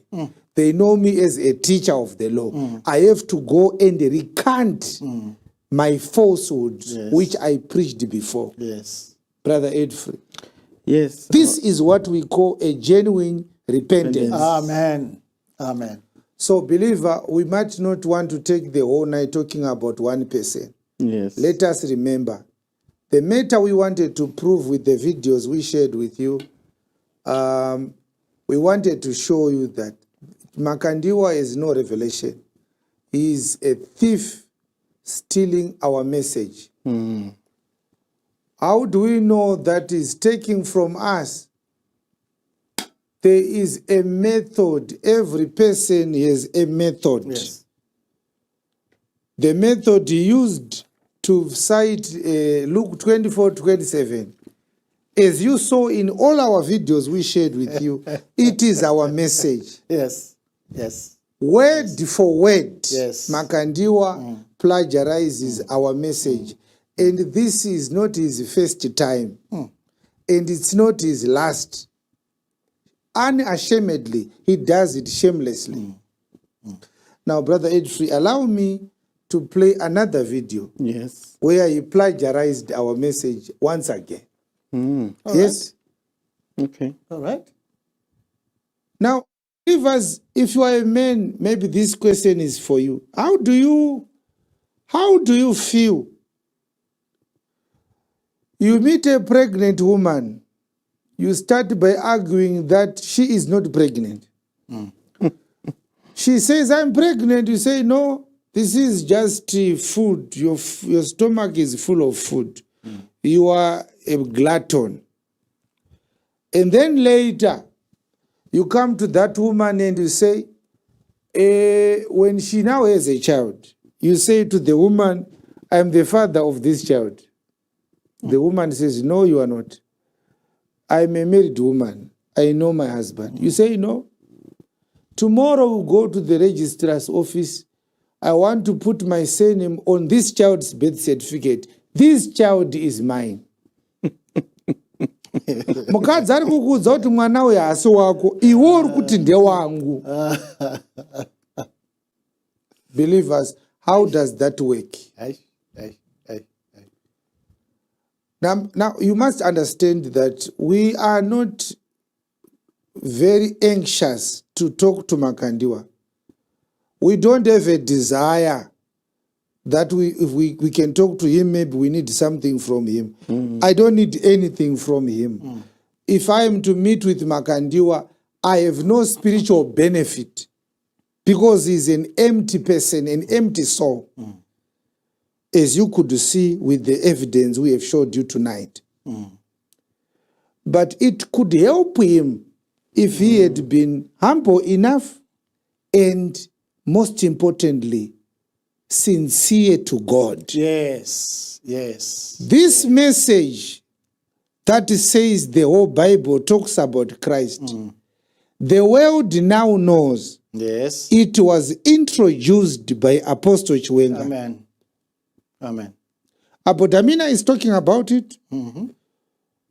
Now, he heard our messages because Andrew Womack does not preach that the whole Bible talks about Jesus. It's me who introduced this message. If you hear a preacher saying the whole Bible talks about Jesus Christ, he is learning privately from our message. Yes. This is common cause. It's not a secret. It's clear. It's everybody knows about it. Yes.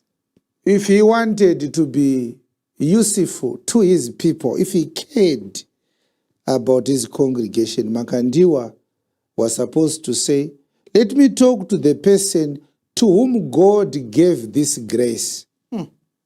Apostle, I want to tell you that I may be bitter that you castigated me publicly about my wrong teachings. I was angry at you. We know they are angry at us. We are not naive, we are not fools. But you are telling the truth. I finally heard your messages and I was wrong all these years. Can you help me?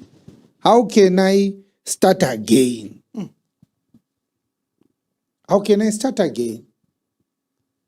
He cannot cause himself to start afresh. He can't. Aya ari kuita aya Makandiwa anonzi mano. Kupidiguka nekuchinja mavara mangwana kunge tsvuku kuviri. Azvimubatsire. He is getting worse and worse and worse. Because the problem he will find himself in today is that all the messages he preached before are inconsistent with his new doctrine. So if he continues to say the whole Bible talks about Christ, his new messages will be rubbishing his old messages. And logically speaking, there will be a need for an explanation. Yes. At least to those who are not drunken with these prosperity preachers. Let us play another video where he plagiarized our message. Not so long ago, we introduced the Kingdom series. He didn't take 2 weeks to introduce the Kingdom series in his church. When I looked into the future of the church, it was so clear that those that are going to continue running church as church, there is no more church for you.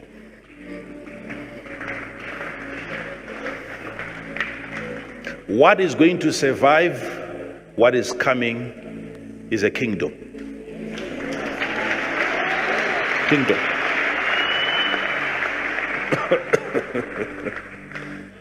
A church without proper understanding of royalty is never going to make it. God's business is going to be run from a kingdom perspective, where you reign, you administer your priestly duties from a kingly position, not anymore from a slavery mentality. It will be kings healing the sick.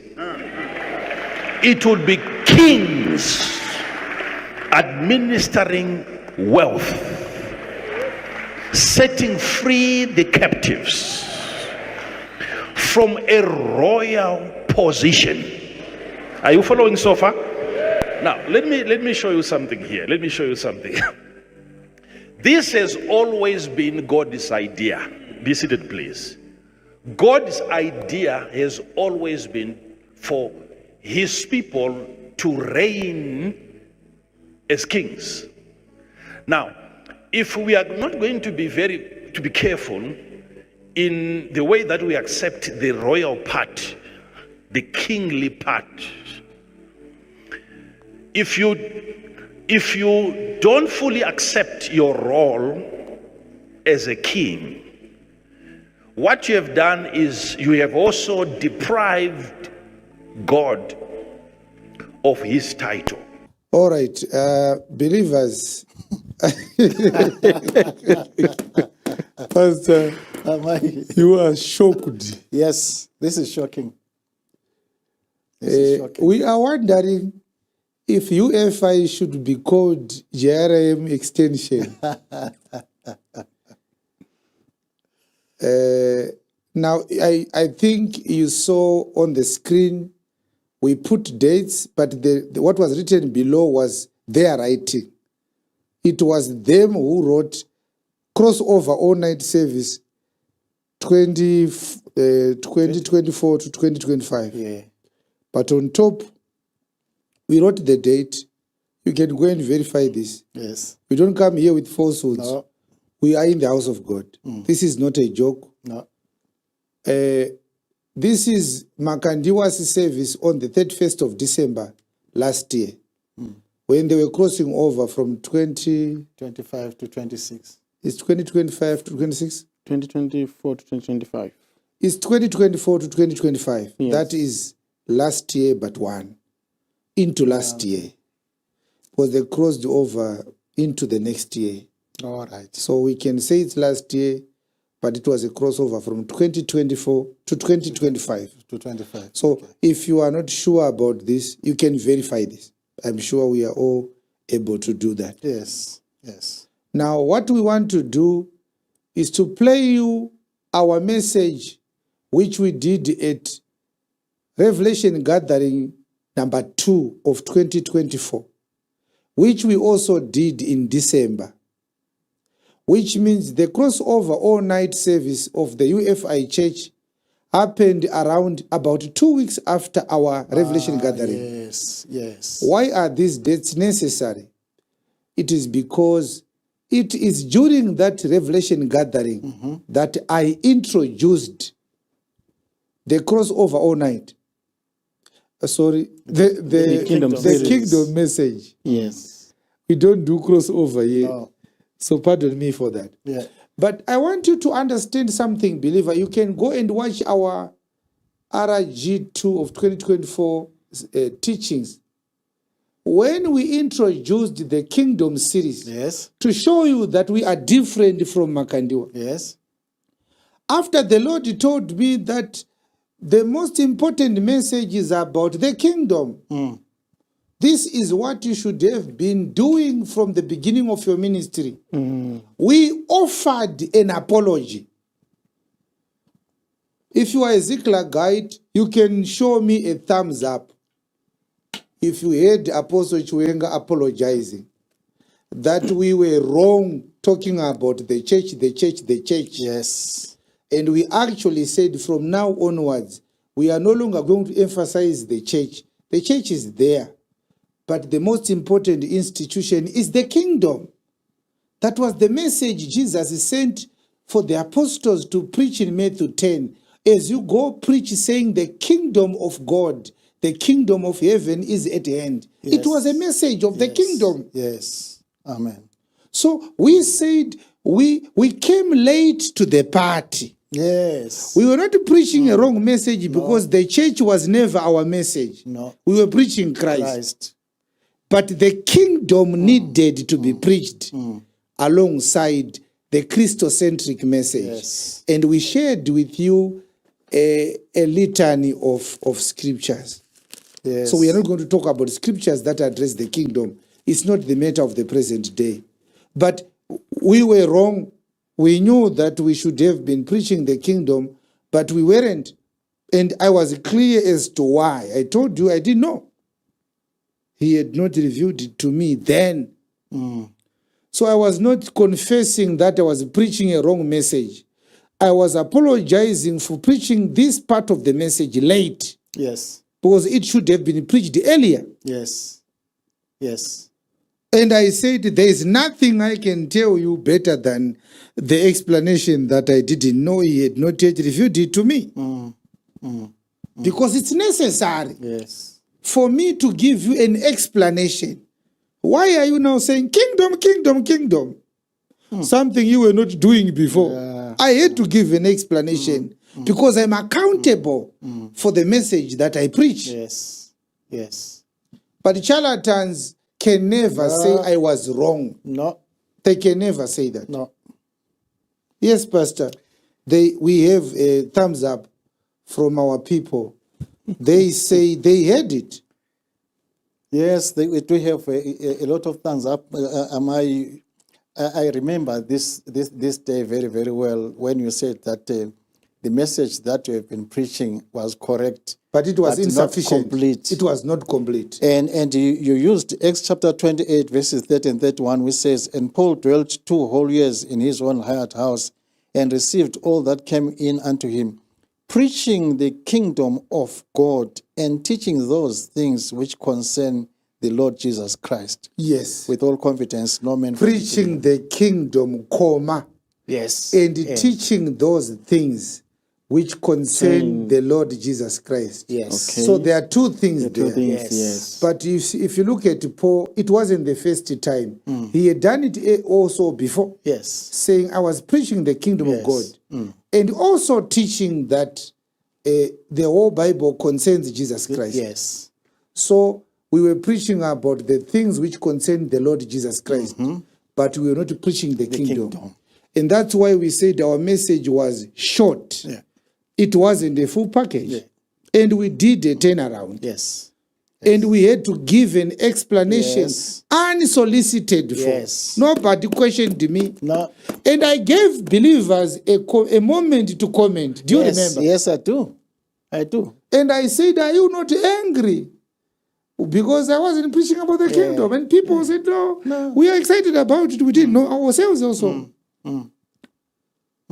Because I knew the 3 things that are necessary. Amen. When a minister adjusts his message, which Pastor Chuma cited here, Brother Edfrey. Yes. We don't put other preachers on the scale to measure them on the correctness of their doctrine. Yes. But when it comes to us, we refuse to go onto the scale. No, we don't do that. No. Okay. Yes, we are sincere preachers. If we make mistakes, we will tell you we have made a mistake and we will apologize if it's necessary. As long as it's a doctrinal matter, an apology is necessary. Yes. So it's not even as if it's necessary. It's necessary. It is necessary. It is a requirement. You don't just change. Like someone who has just decided to not go to the bathroom, you use the blankets as the bathroom. and people say, but there's a bathroom here. You say, no, from now onwards, I'll be leaving myself from this bed. This bed is now my bathroom. How for now? Zvafamba sei handi tine chimbuzi here pamusha pano chinofanirwa kushandiswa nevanhu kana vachida kuzvibatsira. Iwe wakuzviitira sei uri mumagumbezi? Uri kurwara here? Tsanangura zviri kufamba sei? So the same standards we hold other preachers to, we hold ourselves to the same standards. Amen. We don't believe that we are superior because God is not a respecter of persons. Yes. Sometimes it's painful, sometimes it's shameful, but it's necessary. Yes. We want to go to heaven here. So the consequences we are only unwilling to face is the consequences of disobedience to God. Yes. If it requires us to be humiliated, we better be humiliated, provided the Lord will not reject us on the last day. Amen. So, Makandiwa on 31st of December 2024, during an all-night service, he said he's stopping to talk about churches. It's now a kingdom matter. Let's play it again, and then we go straight to play our video where we were also when we introduced the kingdom for the first time. All right. And we gave an explanation. Makandiwa just introduced the kingdom, no explanation. As usual, he's always right. He says, chasarabedzi I kingdom baba. Zvechechi siyanai nazvo. Kuti mubvunze kuti baba arijo, mamuchita zvechechi makore esaya, machinjiswa nei? Kungomuka. Makuita zvekingdom. Munhu mukuru abvunzwe baba. Tine shoni anonzi ticha adurwe. Kana akatarisa mudenga, kana akatarisa pasi, iameni chete. Vana vaMakandiwa vanenge vachingoombera nekunyora manotsi. Akati ndakadhakwa vanonyora manotsi votanga akadhakwa. Akati handiri soba vonyora futi kuti anga ari soba. Same day. Havati zvapesana kairi. Kana makadhakwa mamusiri soba. Kana muri soba mamusina kudhakwa. Tokanzwirairai mutsara upapa. Wokudhakwa here kana kuti wesoba. Nekuti zviri zviviri hazvingaite correct panguva imwe chete. Kuti ataure kuti zvekingdom zvaparidzwa naChiwenga ndarara usiku tichiteerera.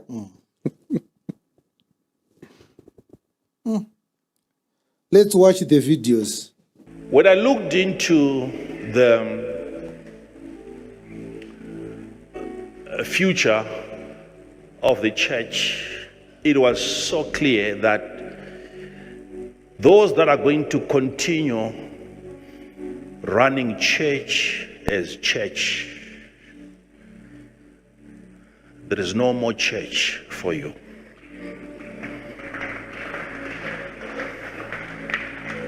What is going to survive what is coming is a kingdom. Kingdom.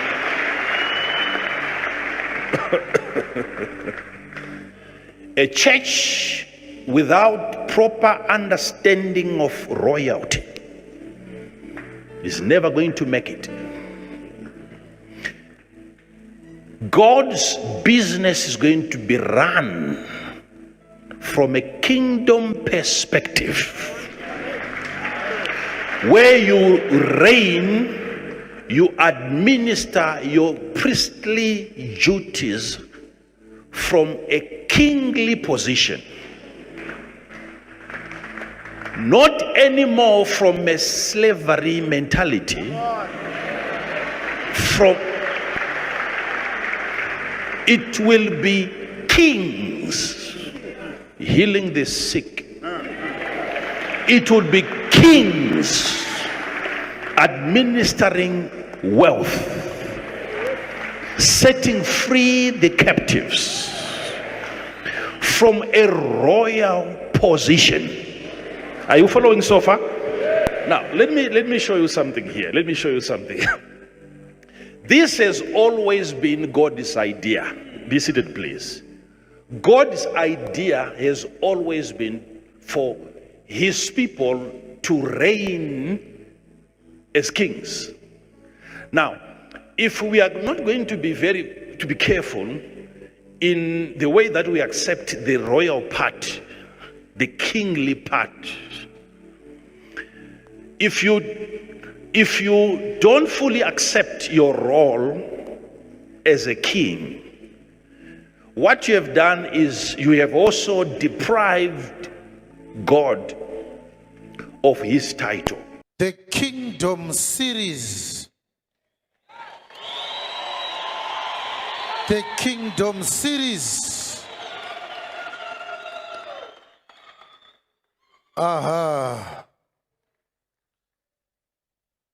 The subtitle is, what is the subtitle? Thy King. Mambo wako. Mambo wako. So what has happened is that over the months, I was very excited about this series, although I was also burdened with the sanctification program, even until now. I want to warn us, myself included, that the idea of a church, or the idea of a church that we have, is bogus. It's wrong. To such an extent that the Lord said to me, what you are doing is unscriptural. Ndokubva ndati chii chatiri kuita chiri unscriptural. Isha akati zvechechi. Zvechechi hazvisi scriptural. Zvekuti pane dhimoni ratichadzinga nhasi.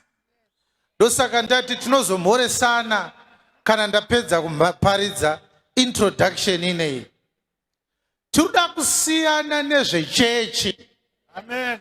Tinoda kusiya kuita zvechechi. Yes. At least inini ndoda kusiya zvechechi. Iwe unogona ngochiri kuti toita zvei. Zvechechi zvinenge zvinonakidza. Saka izvezvi ndine zvandiri kuita. Mondiregerera. Ndezvandiri kuita. Network zvainoita ine zvainoita. We want to stop doing church stuff. Yes. And this is the purpose of this revelation gathering. Chasiyana nezvechechi, totanga kurarama neimwe nzira yakanaka kudarika zvechechi. Yes. Amen. Zvechechi zviri kusara pano. Hallelujah. Amen. Zvechechi zviri kuita sei? Zviri kusara. Tell your neighbor kuti toda kusiya zvechechi. We want to stop doing church stuff. Yes.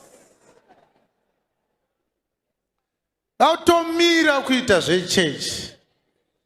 Hatisi kuda kubuda church. Toda kumira kuita zvechechi. Don't confuse yourself. Now, may the Lord help you to have strength, because this teaching will stretch you emotionally, and this teaching will stretch you mentally, and this teaching will stretch you spiritually. When I introduced the Kingdom series, it was on the 12th of December, yes, 2024. Yes. Our revelation gathering ran up to the 15th. That's why I said Makandiwa then did his all-night crossover service on the 31st, which is about 16 days after I introduced the kingdom doctrine. So, could God have revealed the kingdom series to Makandiwa 15 days after I preached it? Because when I preached it, I had heard it for more than 6 months. But he had asked me to preach it during the second revelation gathering, because we did two revelation gatherings in 2024. We did the first one in May, and we did the second one in December. It is unlikely. The reason why we know Makandiwa does not have a proper understanding of the kingdom, it is because he did not substantiate his nuances with the scriptures. No. Nor did he reconcile his church ideology of the past with the new kingdom ideology he was trying to introduce. Nope. He didn't. Which is the consequence of copying something you don't fully understand. You will be shallow. Yes. So it is up to you to tell me that no, it's coincidence. What kind of coincidence that Makandiwa introduces things that I've already preached in the past, and yet we are coming from opposite ends of the gospel? Why can't Makandiwa copy Catholic priests over vuiwe kuhwisiri kana madzibaba kumasowe? Sei Makandiwa achingoparidza zvinhu zvandatoparidza kare? Maparidzirwo acho azvinobva zvaitwa kuti zvikaitike zvakuita nemunemo. Kubva atoti in the future we are going to be only doing kingdom things. Not church. Aiwa. Kotagova nadikere. Brother Edfrey. Yes. We asked Makandiwa to reach out. This is one of the things that men should be able to do. Men are not women. Women are very emotional. Men should not be emotional. When we were growing up, we could fight as boys. Yes. We could fight over wild fruits. Yes. We could fight over an insect. Yes. Muri grade 5 munaigona kuti kana akandekangu kari kamhuka. Iwo wazonwa kakabata orowa mubva marwa. And men you could see people who fought last night together the following day. Yeah, we'll go and play soccer together. We could play soccer together after fighting even an hour ago. We could play soccer an hour later. Yeah. We don't hold permanent grudges, especially if there are bigger issues at hand. You know, the issue of Makandiwa properly retracing his steps to Christ is more important than bearing a grudge with me, because I don't have a grudge with him. I actually don't hate him. No. If I was to meet with him, he would be surprised that we can actually have a very exciting conversation.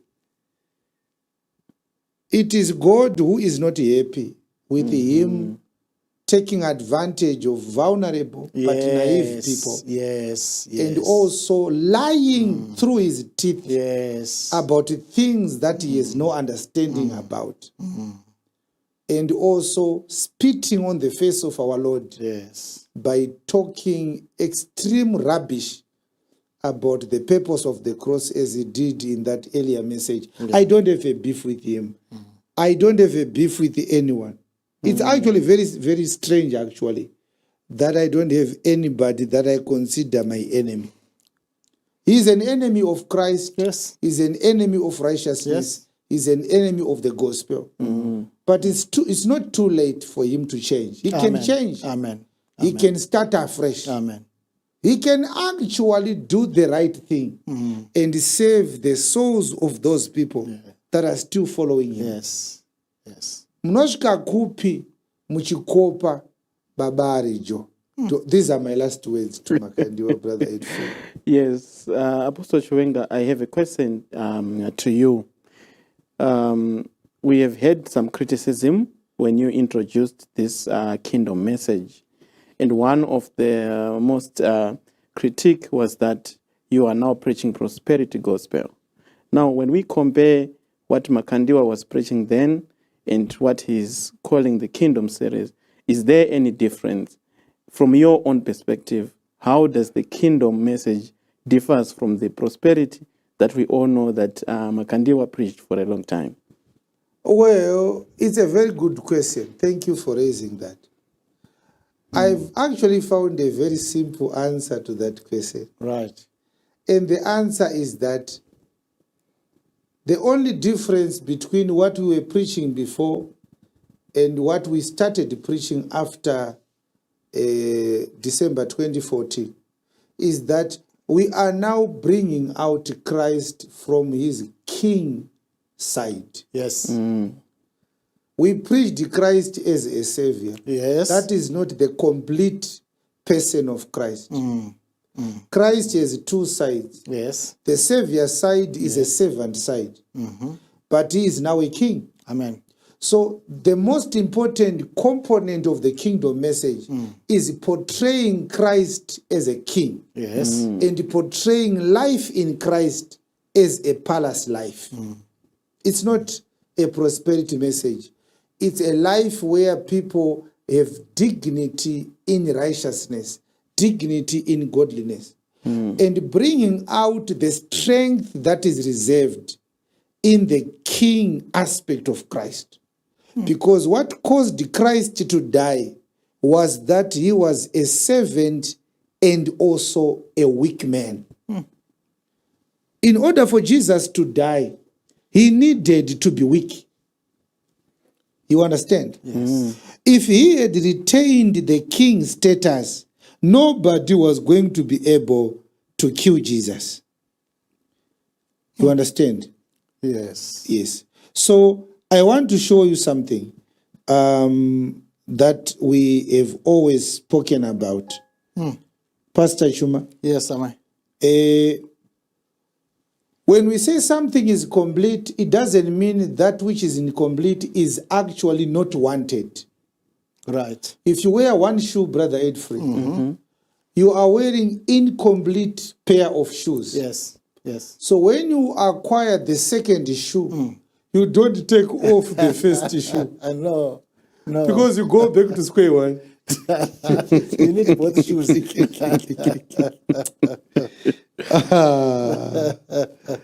2 Corinthians 13 verse 4.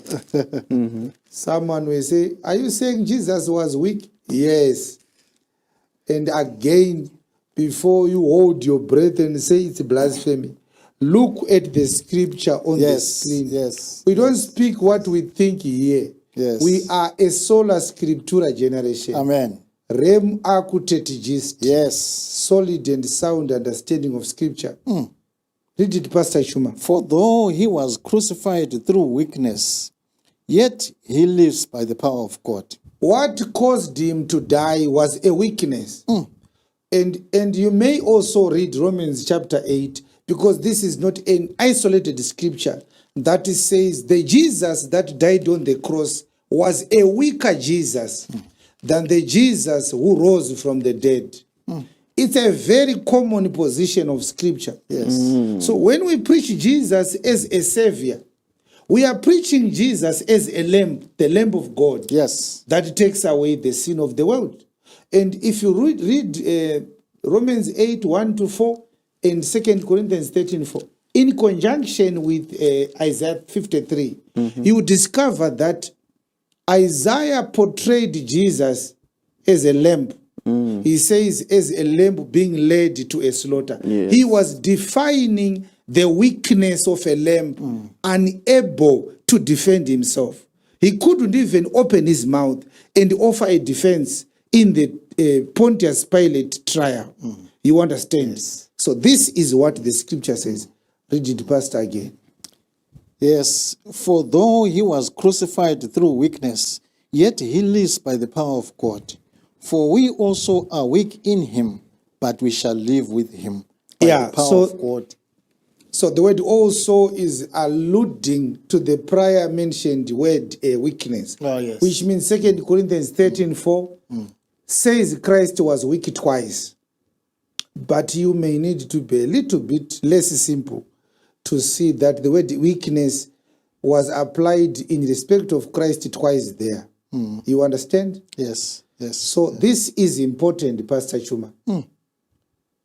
So Romans 8, 1 to 4. Romans 8 verse 1 says, There is therefore now no condemnation to those which are in Christ Jesus, Yes, who walk not after the flesh, but after the Spirit. yes. For the law of the Spirit of life in Christ Jesus has made me free from the law of sin and death. Verse 3. For what the law could not do For what the law could not do, in that it was weak through the flesh, in that it was weak through the flesh. God sending his own Son in the likeness of sinful flesh, and for sin, condemned sin in the flesh. Let's end there. So, according to Romans 8, verse 3, the flesh is weak. Okay. And so he describes the weakness of Christ as his body. Yes. The moment Jesus entered into a human body, he became weaker than he was when he was without that body. So he was made to live in the flesh because the idea was for Jesus to condemn sin in the flesh. So that weakness was going to be a tool to condemn sin. So the kingdom series now, it rises above the occasion. Yes. It portrays and focuses on the resurrected Jesus Christ. Because the resurrected Jesus Christ is a king, but the crucified Jesus is a lamb. So these two were portrayed in, you can read this also, believer, in your own time when you read Revelation 5 from verse 1 to verse number 9. You will see that as a weak ransom for the sins of the world, Jesus is portrayed as a lamb. Yes. But when they portray Jesus after the resurrection, they portray him as a lion. Yes. The fundamental difference between these two animals is strength. Okay. A Amen. lamb is so weak, it cannot defend itself against any predator. You understand? Yes. Yes. A sheep is weak, but a lamb is weaker because a lamb is the young one of a sheep. No sheep can defend itself No. against any predator, animal in the wilderness. So the one who died for us had the weakness of humanity, which became his cloth that he wore in order for him to execute the function. So God gave him a body like a uniform that one gets when he gets a job. You know, when you get a job as a police officer, they give you uniform. God gave our Lord a uniform called the human body.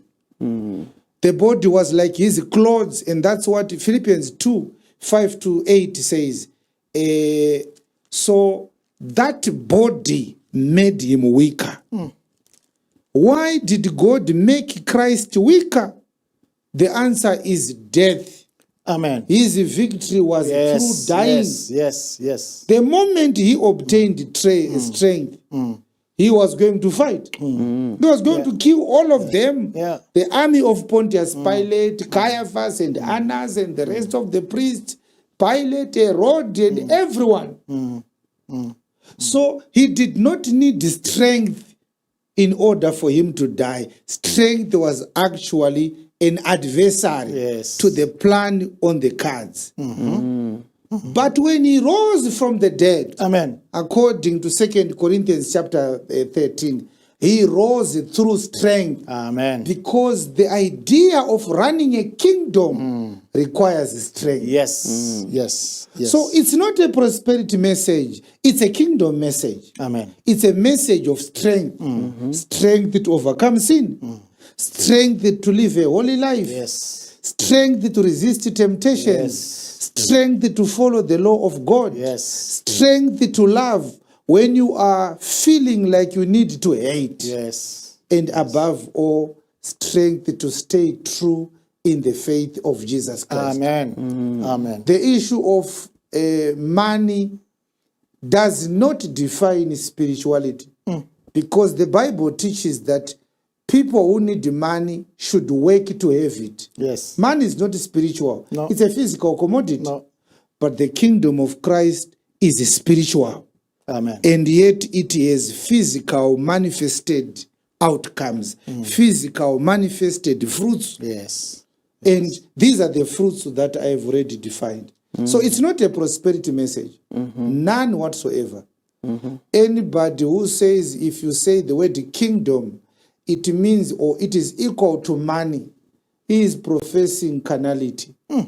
You're a carnal man. Yes. The word kingdom does not mean money, it means strength. The only difference between a king and a servant is strength. The strength of a king is in three categories. Number one, it's in the official power or official designated authority. A king can sentence you to death. A king can declare war. Yes. A king can forgive sins. Amen. You understand? Amen. So we need Jesus to be a king. We can't make him king because we don't have power to make him king. No. It's God who made Jesus king. Yes. We are simply telling you what has happened. Amen. It's like we are writing news or publishing news. Did you know that Jesus, apart from being a Lamb of God, he is now the king? Yes. The second thing that a king has, he has autonomy. Amen. Amen. So if Jesus had remained a servant, he would not have power to keep us inside his kingdom. In order for him to have to be called king, he needed to have people to govern, a permanent population. Not a population who are today citizens of Zambia, tomorrow citizens of Botswana, today British citizens, tomorrow French citizens. No. A king needs a permanent population to govern. And this is why it's necessary to portray Christ as a king.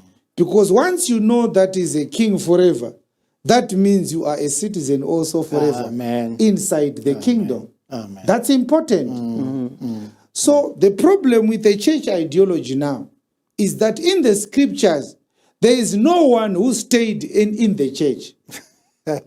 It's unbiblical Yes. to have people who live at the church. So if you ask you, brother, it's where do you live? Yes. You can't say it's Salvation Army headquarters. That's an office. That's not a Yes. residential area. No. You understand? So the only people who lived at the temple was the high priest, but he also needed to go home to his family Yes. after the serving God. At the end of the day, every night he would be in his house. Yes. So the kingdom enables us to know where we live.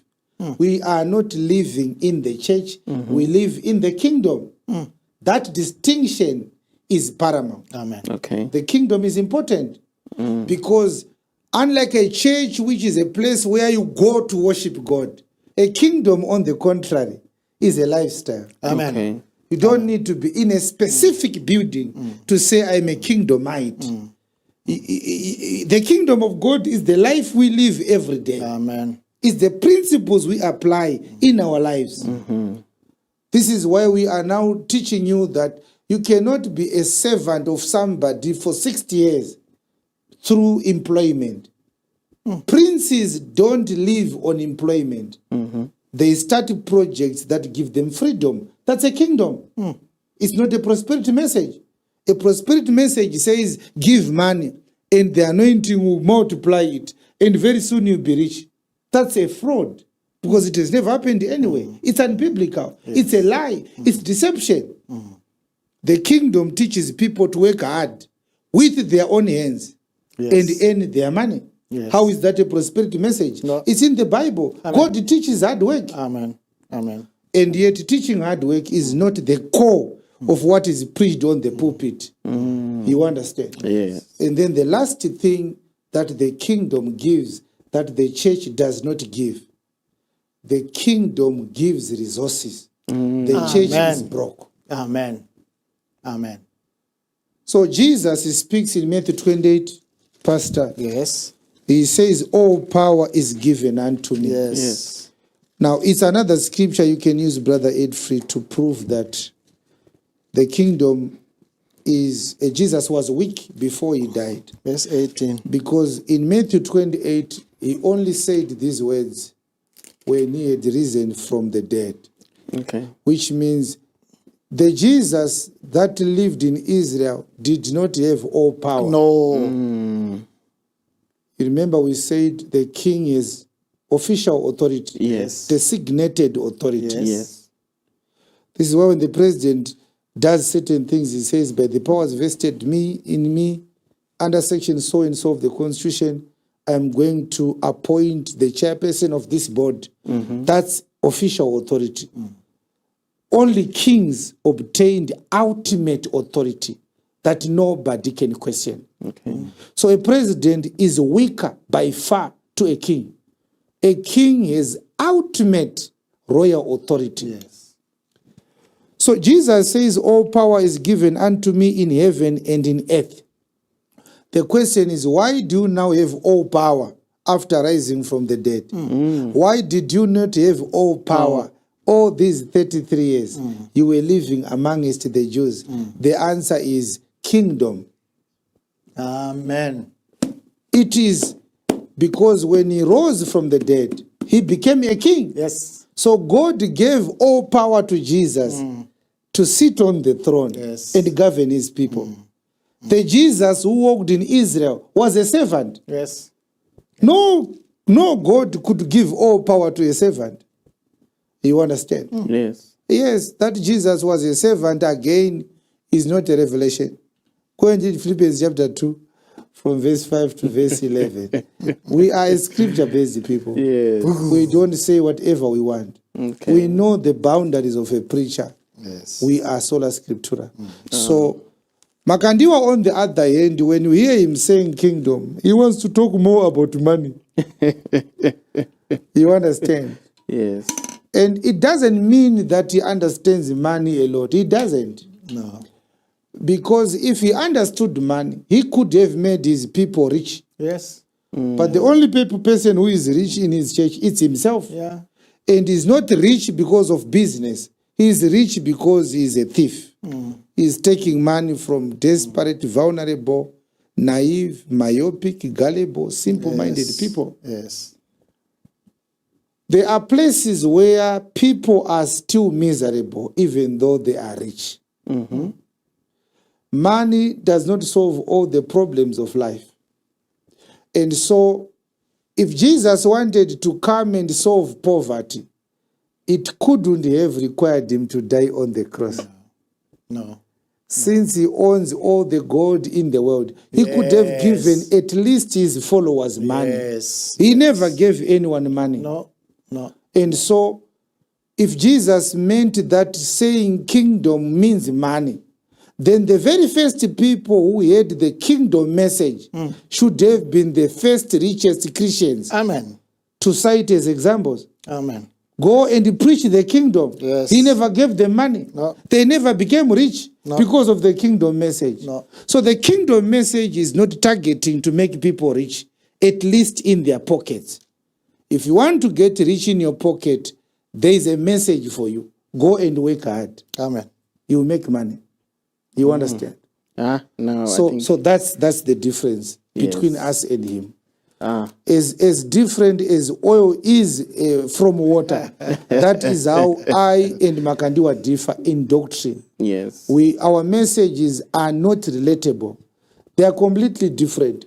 The only thing is we are worried because he is lying. Yes. He is preaching a message he is plagiarizing from us. Yes. And by doing so, he is going to borrow legitimacy from our messages. Yes, yes. Those who yes. cannot, who have met him for the first time, who don't know the gross heresies we have played tonight, Yes. they will not know how poisonous he is. No, no. They will say, this man is a true prophet. Look at him. He's now saying the whole Bible talks about Jesus. They don't know that a few days ago, he was more gifted than God. A few days ago, he was saying Jesus died to get people pleasure. Yeah. You understand? Yes. So he's now more dangerous than he was before. when he was just preaching about prosperity. Yes. Okay. Yes. He's now more dangerous. Yes. You understand? Yes. Yeah. Yeah.